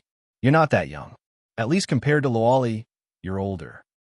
Gu Linshin's face was as black as the bottom of a pot. Luo Luoli looked at the two of them nervously. She secretly tugged at Gu Linshin to stop him from talking. Why did they look like enemies when they met? Was it because President Tang was a man, jealous of his beauty? After all, Gu Linshin was the kind of person who liked to get jealous. Yes, of course he's not as good as President Tang. He's like a woman. Gu Linshin was not angry. Instead, he smiled coldly. Tang Bao instinctively looked at Luo Luoli. Luo Luoli was so scared that her body was stiff. Little uncle, Gu Linshin, if you offend President Tang and make it impossible for me to continue writing my novel, I won't let you off. I thought of something. I heard that you sent women to Di Haotian before. Tang Bao changed the topic. Gu Linshin's dark eyes moved slightly. What was this woman trying to say? He had a bad feeling. I heard that Di Haotian didn't accept it. Did you? Tang Bao asked. What nonsense are you talking about? Gu Linshin's eyes were as cold as ice. However, Tang Bao was not afraid of him. With Di Haotian around, she could deal with Gu Linshin to her heart's content. Luo Luoli couldn't help but look at Gu Linshin. Little uncle, have you dated that kind of woman before? Don't listen to her nonsense. Luo Luoli pursed her lips. Why are you pouting? You don't believe me? How would I know? Even if you really did it, it has nothing to do with me. Luo Luoli said this, but her heart was very depressed. She had been locked up for 3 years, and this was what Gu Linshin had done. Humph, a man is a man. Stinky hooligan. Gu Linshin could tell from the expression on Luo Luoli's face that she believed Tang Bao's words. He was furious. He thought of that crazy Di Haotian, but he couldn't do anything to Tang Bao. Gu Linshin thought of something. He turned to Luo Luoli and said, Don't you always ask me when Tang Bao will be back? You know, Luo Luoli hurriedly asked, When will he be back? Tang Bao, who had been listening carefully, tensed up and said hurriedly, I have something to do, so I'll be leaving first. Why are you leaving? I haven't finished speaking. Gu Linshin smiled coldly. He wasn't going to let Tang Bao off so easily. Why? Tang Bao didn't finish his sentence. Someone was approaching their table, and she was standing right next to their table. Tang Bao couldn't help but look up. He saw a middle-aged woman of medium height. She was dressed in old and outdated clothes and looked a little haggard. The way she looked at Tang Bao made him uncomfortable. Gu Linshin's cold and emotionless gaze swept over her. The middle-aged woman shrank back a little, but after some hesitation, she looked at Tang Bao again. What's the matter? Luo Luoli asked. The middle-aged woman didn't answer Luo Luoli. Instead, she looked at Tang Bao and said with a heartbroken expression, Can you return my child to me? Tang Bao was stunned. He straightened his back and looked at her. What child? Are you mistaken? Your daughter is my daughter. Can you return her to me? I've been looking for her so hard. The middle-aged woman started crying as she spoke. Tang Bao was stunned. He didn't speak or move. He just looked at the woman who had suddenly appeared. Suddenly, the cup in her hand that she was about to drink fell onto the table. The crash brought her back to her senses. Gu Linshin frowned as he looked at Tang Bao, whose face had turned pale. Luo Luoli hurriedly asked with concern, President Tang, are you all right? Men, chase this person out, Gu Linshin ordered. The bodyguards behind him immediately came over and dragged the woman out by force. The woman was still crying out in grief. I've been looking for her. Can you return her to me? I only have one daughter. Tang Bao's gaze fell on the table in front of him. His eyes seemed to have lost their ability to move. The water on the table seemed to reflect her pale face. She didn't look at the middle-aged woman again. However, everyone could see the change in her emotions clearly. The middle-aged woman left, but her heart couldn't calm down for a long time. President Tang, are you all right? Luo Luoli asked again with concern. Gu Linshin asked Tang Bao curiously, How many daughters do you have? Tang Bao came back to his senses and looked at the two faces opposite him. He stood up and said, I have something to do. I'll leave first. I won't disturb you. With that, he left in a hurry. Luo Luoli wanted to stand up, but Gu Linshin pulled her back to sit down. I'll go and take a look. Did something happen? You don't have to interfere in other people's business. I'm not interfering. I just want to take a look. What if something happened? President Tang doesn't look too good. Gu Linshan didn't say anything. He saw it too. But as far as he knew, Tang Bao and Di Hao Ian had a daughter, a pair of twins. This was the truth. It didn't seem right for someone else to come and ask for a daughter. Under normal circumstances, there was no need to care. But looking at Tang Bao's expression, it didn't seem like he was fine. After Tang Bao walked out, he didn't get into the car. He looked around for the woman just now. What happened just now kept circling in his mind. Daughter, daughter, there must be a mistake, right? Where did that woman go? She turned around and asked the driver. Where did the woman who was chased out of the dessert shop go? She went to the alley over there. Mr. Tang, do you want to look for her? I'll help you look for her. Tang Bao was about to say that he would look for her himself. But when he turned around, he suddenly changed his mind. Look for her? Why did she have to look for her? What did she have to ask her for? Who did she mean when she said she was looking for her daughter? Wasn't this a little like giving away 300 taels of silver? Wasn't that indirectly admitting that there was something wrong with her daughter? No, she should act as if nothing had happened. That woman was just out of her mind. Hence, after Tang Bao calmed himself down, he turned around and got into the car to meet the director for dinner. The dinner with the director went very smoothly. There was a lot of interest in working together. Tang Bao didn't have to worry about his work. If there were any problems, he could solve them himself.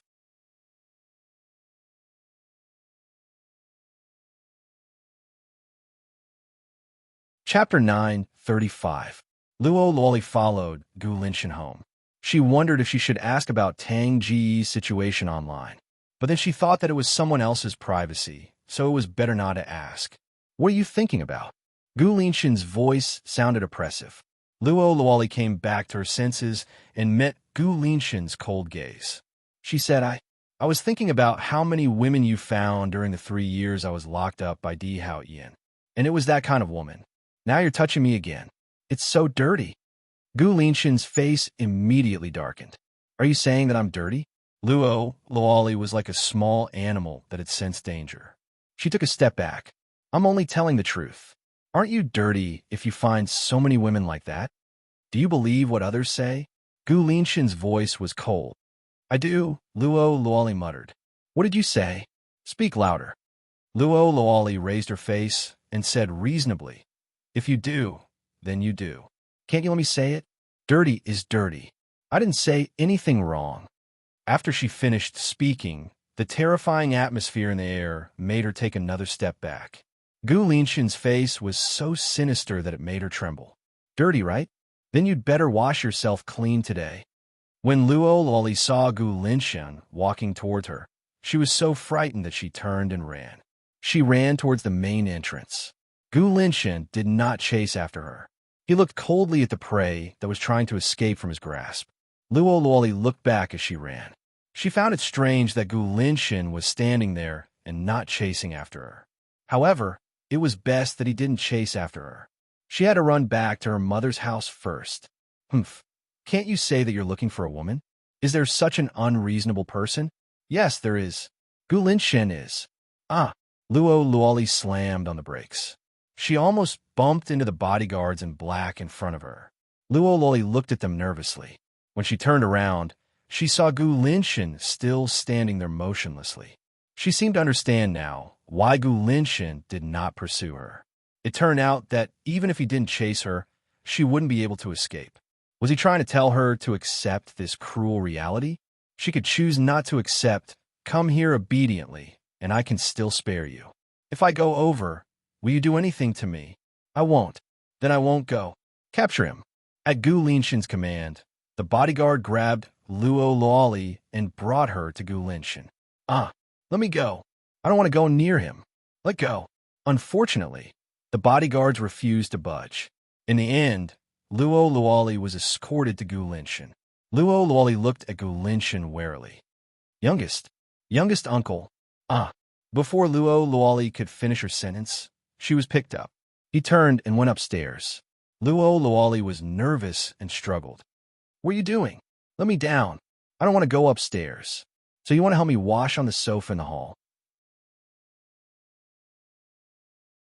in the kitchen, or in the living room. You can choose the place. You, what do you want me to wash? Luoli, don't you know what I want to wash? Don't you think I'm dirty? Naturally, you'll help me wash. Luoli certainly understood what Gulinchin meant. She just could not accept it. You can wash with water. I like to use different water to wash. It'll be cleaner. Luoli knew she was done for. In the castle, the atmosphere in the restaurant was very different today. Di Bowling had returned to Di Junbai's place. Di Haotian, Tang Bao, and the two babies were at the dining table. Although the two treasures were eating, their eyes were darting around. They also felt that something was wrong. In the past, Daddy would serve Mommy food, but he did not today. In the past, Mommy would also serve them food, but she did not serve them today. She ate her own food. Brother, did they quarrel? Xiao Bao whispered in her Bao's ear. Although her voice was soft, everyone in the dining room heard it. Di Haotian's chiseled face was cold and stiff. Tang Bao also lowered his gaze and ate. It was as if he did not hear Xiao Bao's words. Di Haotian thought that Tang Bao would buy him roses and apologize after hanging up on him. Who knew that she actually dared to give him a hard time? He really indulged her too much. Meanwhile, Tang Bao had long forgotten about hanging up on Di Haotian. Her mind was preoccupied with what happened during the day. She tried hard to convince herself. However, when she saw the children, her uneasy heart jumped out again. Tang Bao looked up and saw Xiao Bao looking around adorably. There was still a grain of rice on her face. He reached out to remove the grain of rice from her face and serve her food. He said gently, "Don't look around while eating. Hurry up and eat." Okay. Xiao Bao ate seriously. Tang Bao served Bao another dish and smiled at him. She could see the worry in Bao's eyes. But how could she tell him what she was worried about? If Bao knew that Xiao Bao was not his biological sister, would he be upset too? After all, he doted on his sister so much. The more Tang Bao thought about it, the more she couldn't eat. She said to Zhongli, "Take my bowl away. Young madam, you're not eating anymore? You didn't eat much. I might have eaten too much outside, so I can't eat now." Di Haotian's expression was frighteningly cold. The entire dining room was gloomy. He looked up and shot a sharp gaze at Zhongli. "Didn't you hear what she said? If you don't want to eat, take it away." "Yes." Zhongli went forward and took away the bowl and chopsticks in front of Tang Bao. Tang Bao didn't say anything and just smiled at the children. In the evening, after Tang Bao visited Bao, he went to Xiao Bao's room. Xiao Bao was lying on the bed and hadn't slept yet. She was holding a doll in her arms and seemed to be whispering to it. When she saw Tang Bao come in, she stopped talking.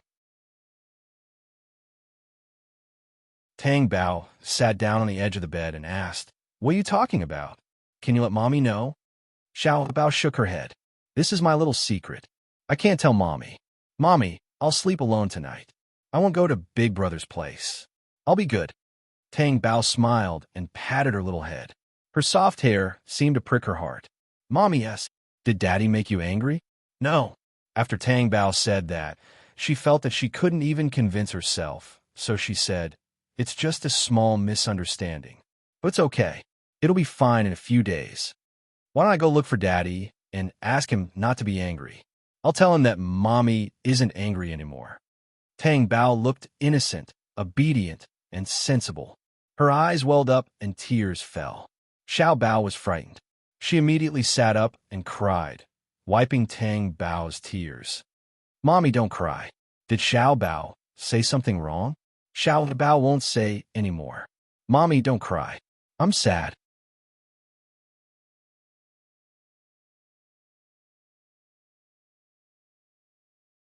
Chapter 9:36. Tang Bao was really scared. She hadn't been so scared in a long time. Her Xiao Bao was in her arms. However, the feeling of uneasiness was so strong. It wasn't easy to coax Xiao Bao to sleep. Tang Bao didn't go back to her room. She lay down beside Xiao Bao. If she went back to her room like this, Di Haotian would see that she had cried.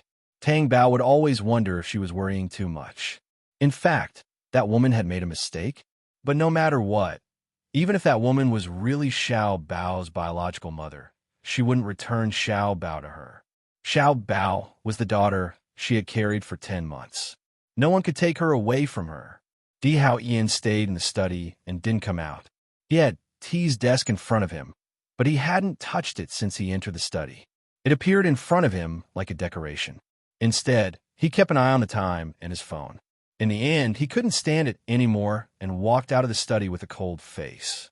He asked the servant beside him, "Did young madam come down to eat?" "No, she didn't eat tonight. Didn't you see?" Di Hao Ian was angry. The servant was so scared that she trembled and immediately said, "Yes." She turned around and ran to the kitchen, feeling wronged. "I really didn't see," but she didn't dare to say that. Just as she was about to reach the dining room, she bumped into Zhongli. "What's the matter? Why are you in such a hurry?" "Young master is angry. He asked me if young madam ate tonight." "I didn't see," the servant said in fear. "What about young master?" Zhongli had just finished asking when she saw Di Hao Ian's cold figure walking towards the hall.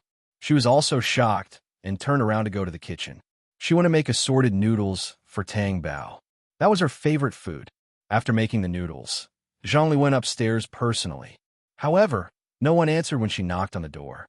When she pushed the door open and entered, there was no sign of Tang Bao in the room. When she reached the stairs, she asked the maid, "Did young madam not return to her room?" "I saw young madam enter Mrs. room and didn't come out." Zhongli thought to himself, "These two people are making a big fuss." The young master's face was as cold as frost, but he was worried that the young madam would go hungry. Young madam decided not to return to her room. Was this not serious enough? Ever since young madam came back, she had been fine. Zhongli knocked on the door. "Young madam, I brought you your favorite noodles. The young master ordered me to make it. He was afraid that you would go hungry." No one responded. When he went in, he saw Tang Bao hugging Xiao Bao on the bed. Both of them were asleep. If the young master knew that the young madam was sleeping here, wouldn't the conflict escalate? Zhongli was a little scared just thinking about it. Now, the castle was already filled with cold air. Zhongli carried the noodles downstairs. On his way back to the kitchen, he definitely had to pass by the hall. He walked over carefully and said, "Young master, young madam is already asleep." He didn't mention where she slept.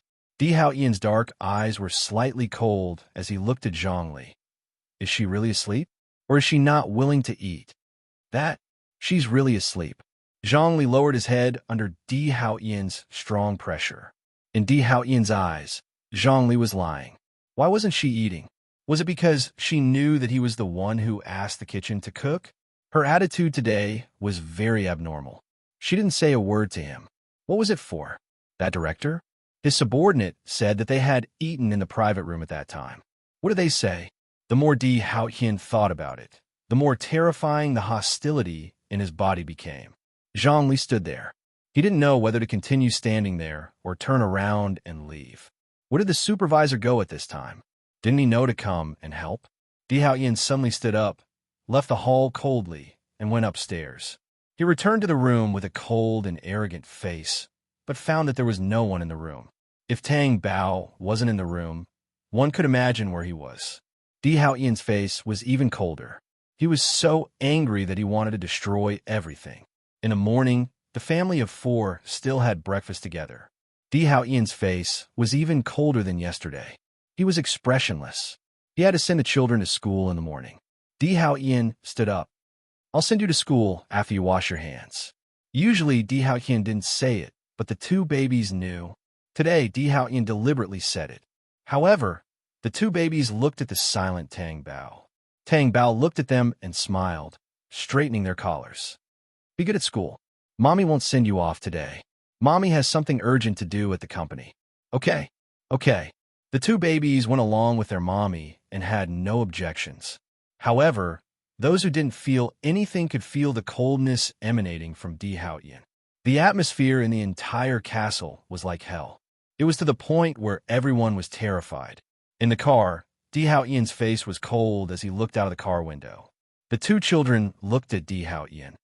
"Daddy, what's wrong with you and Mommy? Did you fight?" Bao asked. "No, it doesn't look like it," Bao said. Xiao Bao said, "Daddy, if you make Mommy angry, we'll be angry too." After saying that, She leaned against her brother a little fearfully. After all, she had never said such things to Di Haoyan. You don't have to worry about adult matters. Just be obedient. Di Haoyan didn't want to talk to the children about this. His current mood was simply that he couldn't think about anything other than Tang Bao. He wanted to make himself look less cold, but he couldn't do it. Tang Bao easily affected the self-control that he had always been proud of. Bao wasn't going to let him off so easily. He continued to ask, "If you tell us, can you still make up?" "Nonsense. When have your mommy and I ever had problems?" "Then what are you doing now?" "We're practicing patience." "Then who will lose?" "Your mommy." "Are you done asking?" Di Haoyan's face darkened. How could such young children have so much to say? They even came to question him. How dare they? After Di Haoyan sent the children off, he didn't go to tea. Instead, he returned to the castle. As soon as he entered, Li En walked over and said, "Young master, you're back?" Then, he looked at Di Haoyan's silent and cold expression and said, "Young madam has already gone to the company." Di Haoyan didn't say a word. With a gloomy face, he turned and left. Li En was speechless. After Di Haoyan left, Zhongli leaned over and said, "Young master and young madam didn't sleep together last night." "Young master didn't sleep last night." "How do you know?" "I saw it when I went to the room." "Tell me, what's going on between the two of them? Why do they have such a cold war? What kind of storms have they not seen before?" Zhongli thought of something and couldn't help but say worriedly, "Look, it's like this, and young master doesn't sleep at night. It won't cause his insomnia to resurface, will it?" "I don't think so." Li En's eyes darkened slightly as he said.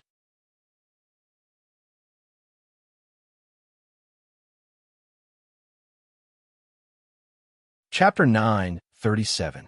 Young madam is still in the castle and hasn't gone anywhere. As long as young madam is by his side, young master Di won't be in the mood to sleep at night. He won't have insomnia. That's not necessarily true. Zhongli disagreed with Leon's statement.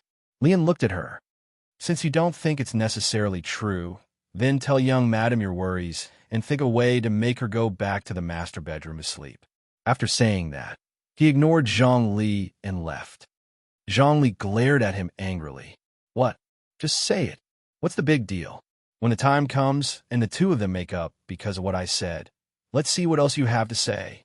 When Tang Bao returned to the studio early in the morning, the employees looked at her with surprised expressions, especially Ding Ding. She held the documents in her hands and followed behind her. "Agent Tang, why are you here so early today? You surprised me." "I'm not the kind of boss who likes to slack off." Tang Bao opened the door of the office and walked in without changing her expression. Tang Bao didn't know where she learned to be so thick-skinned. Yes, no. You must have come back to the studio because you finished work in the morning." "What's the matter?" Tang Bao asked. "Oh, it's like this. Your fans sent you a gift." "My fans? Are you sure it's not from Mengshi or Changju?" Tang Bao was surprised. "No, that person said it was from our studio's agent Tang Ge. Isn't it you? Where's the gift? I'll go get it." "Wait a moment." Ding Ding turned around and went to get it. After a while, she came back with a box in her hands. She handed it to Tang Bao. Tang Bao looked at the box in front of her and didn't know what was inside. She was just curious. How did she have fans? Could it be someone she knew? Tang Bao thought of Di Haoyan. Could it be that he's behind this? Tang Bao wondered what kind of good things could be inside. However, after opening the box, there was a toy doll lying inside. Tang Bao frowned strangely. Di Haoyan gave her this at this time?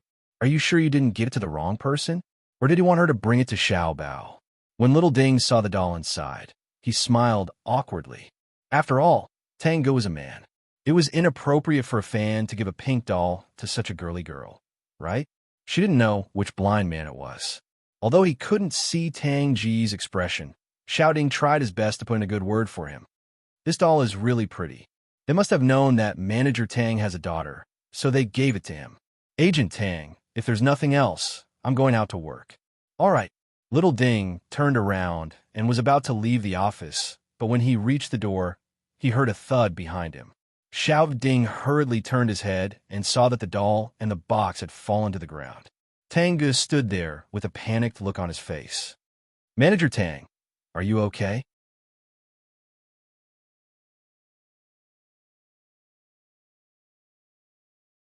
Young master, I've checked that director. There seems to be no problem. Yi Daolin is married and has a son and a daughter. Although the entertainment industry is a big divat, I haven't heard of him having any scandals outside. This seems to be different from other directors.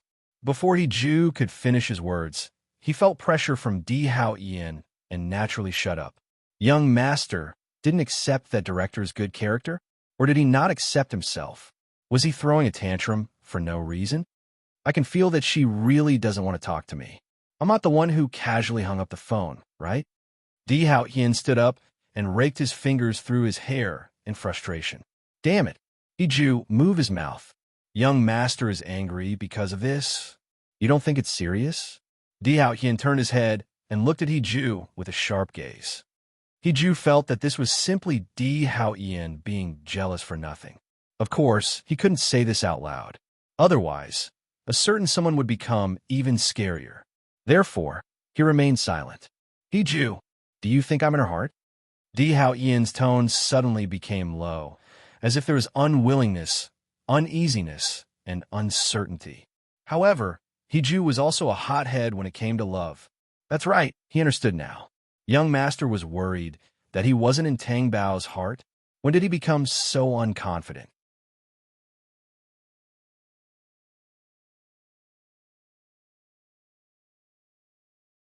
Chapter 9:38. His eyes and heart were filled with Tang Bao. He was afraid of losing her. Ju's memories of the 3 years when Tang Bao left were still fresh in his mind. Not to mention him, no one in D City would forget the earth-shattering things that the king of D City did in those 3 years. That won't happen. If young madam didn't care, she wouldn't have sent flowers to the young master. I heard from Juan Malay that Tang Bao hasn't sent flowers to anyone since he was born. He sent flowers to her father. Ju thought to himself, was he jealous of her father? He had long felt that the young master was hopeless when it came to Tang Bao. At noon, Di Hao Yin didn't go to eat. He sat at his desk and stared at the monitor. Tang Bao hadn't returned since he left in the morning. Where did she go? Who did she go to eat with? It couldn't be that director again, right? Young master, lunch is ready. The secretary knocked on the door and came in. Di Hao Yin stood up with a cold face and walked to the private dining room. After he went in, he started eating. After eating for a while, he looked at his phone. There were no missed calls or messages on it. He was so angry that he couldn't eat anymore. His whole body was overflowing with a cold aura that made people afraid. Di Hao Yin sat on the sofa next to him, leaning lazily and full of hostility. His eyes were closed, like a beast resting with its eyes closed. He was still full of danger. Just as Di Hao Yin was about to fall asleep, someone sneaked in. It was a woman. Judging from her clothes, she should be a female employee in tea. And she was indeed a female employee. Her face was not bad. After entering, she saw Di Hao Yin sleeping on the sofa with his eyes closed. Her eyes became bold and infatuated. The closer she got, the more irregular her breathing became. Ever since she entered tea, she had been abnormally in love with the young master. But every time, she would look at him from afar, and it was always his back. Even just looking at his back made her unable to sleep at night. As long as it was about the young master, she would ask around. Recently, she heard that the young master and that man had quarreled. She didn't believe that the young master would like a man. It must be that man who wanted to seduce the young master. There were so many people who liked the young master, so it wasn't surprising that there were men among them. She didn't care if the young master had slept with another man. She loved the young master as a person. He didn't care about anything else. Therefore, she quietly looked for an opportunity to get closer. She was so excited. When he came, he deliberately took off his shirt and wore only his work uniform. As long as one looked closely, they would be able to see the emptiness of spring inside. That's right. She came here to seduce him. The closer they got, the more agitated Liao Xiaowei became. She had never been so close to the young master before. Liao Xiaowei felt that as long as it was about the young master, even if it was a cup or a pair of chopsticks, she would be abnormally infatuated. Not to mention now that she had the chance to be so close to him. Liao Xiaowei unbuttoned the top 2 buttons on her chest, and she could see what was inside. After that, she bent down and tried to rub Di Haoyan's hand on the armrest of the sofa. It was slender and strong, and there were thick veins on the back of his hand.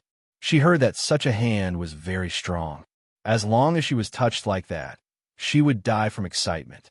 However, just as she bent down, Di Haoyan, who had fallen asleep a moment ago, suddenly opened his eyes. What entered his eyes was Liao Xiaowei's naked appearance, and his dark eyes suddenly became sharp and unstoppable. Liao Xiaowei didn't expect the young master to wake up so quickly. However, she felt that all men were the same. As long as they were seduced, they would definitely pounce on her. Under that strong pressure, Liao Xiaowei stabilized the fear in her heart. She looked down and said, "Young master, are you done with your meal? If you're done, why don't you go to the lounge to rest? I saw that you were sleepy, so..." Di Haoyan looked at her calmly. "You're from the secretarial department?" "Yes, I'm from the secretarial department." Liao Xiaowei was instantly overjoyed. Did this mean that the young master had noticed her? "What are you doing here?" "I saw that the young master wasn't feeling well, so I wanted to come in and serve you." "Young master, why don't I help you to the lounge to rest?" Liao Xiaowei said shyly. One look at her expression, and he knew what she wanted to do. "Come here," Di Haoyan said. The smile on Liao Xiaowei's face became even happier. She quickly moved closer again. "Young master, you can do whatever you want of me. Take off all your clothes and walk out of here." Liao Xiaowei was still excited a second ago, but when she heard the last sentence, her body suddenly froze. She looked up and met Di Haoyan's dark eyes that were filled with hostility. It made her feel as if she had fallen into an icy lake. "Why, you're not willing?" Di Haoyan's voice didn't have any emotions, but it made her feel as if she was about to die from fear. "Young master, I was wrong." "Wrong? I think you're courting death." Di Haoyan's voice sounded like it came from hell, bringing with it gusts of cold wind. The entire restaurant became frighteningly dark. Miss Liao Xiaowei's legs went soft, and she knelt on the ground. Why was it different from what she thought? The young master was also a man. Why didn't he look at her when her clothes were so open? Could it be that the young master was only interested in men? The staff who came in to clean up the tableware were shocked when they saw this scene. Liao Xiaowei's clothes were open. For a moment, the two of them stood there, not knowing whether to go in or out. "What are you doing there? Get in here." Di Haoyan was furious. 2 female staff members came in trembling and cleaned up the tableware. Did they ruin the young master's good deed? Otherwise, why would he be so angry? Di Haoyan stood up and left the restaurant with a cold aura without looking at Liao Xiaowei, who was kneeling on the ground. Tang Bao returned to the studio. When he entered, it was break time. 2 or 3 staff members were chatting there. Tang Bao couldn't help but stop in his tracks. "Is what you said true?" "Of course. I've been working here for a while, and I've deliberately built a good relationship with the people next door. After all, even if it's not the young master and tea, the higher-ups are still rich people. Wouldn't single girls like us have a better chance?" "Get to the point." "I was just about to get to the point. It was the receptionist from the D family that I knew who told me. She said that a woman in their company climbed into the young master's bed." "How exciting." As Tang Bao listened, he suddenly tightened his grip on the briefcase to the point where it turned white. "That's right. I heard that when someone went in, that female staff member was exposing something and then interrupted the young master's good deed. The young master was so angry. This mysterious young master is really flirtatious. All the women in the company pounced on him." You're tuning in to the Warrior Lore YouTube channel. Don't forget to subscribe and join us on this journey to catch the most captivating stories.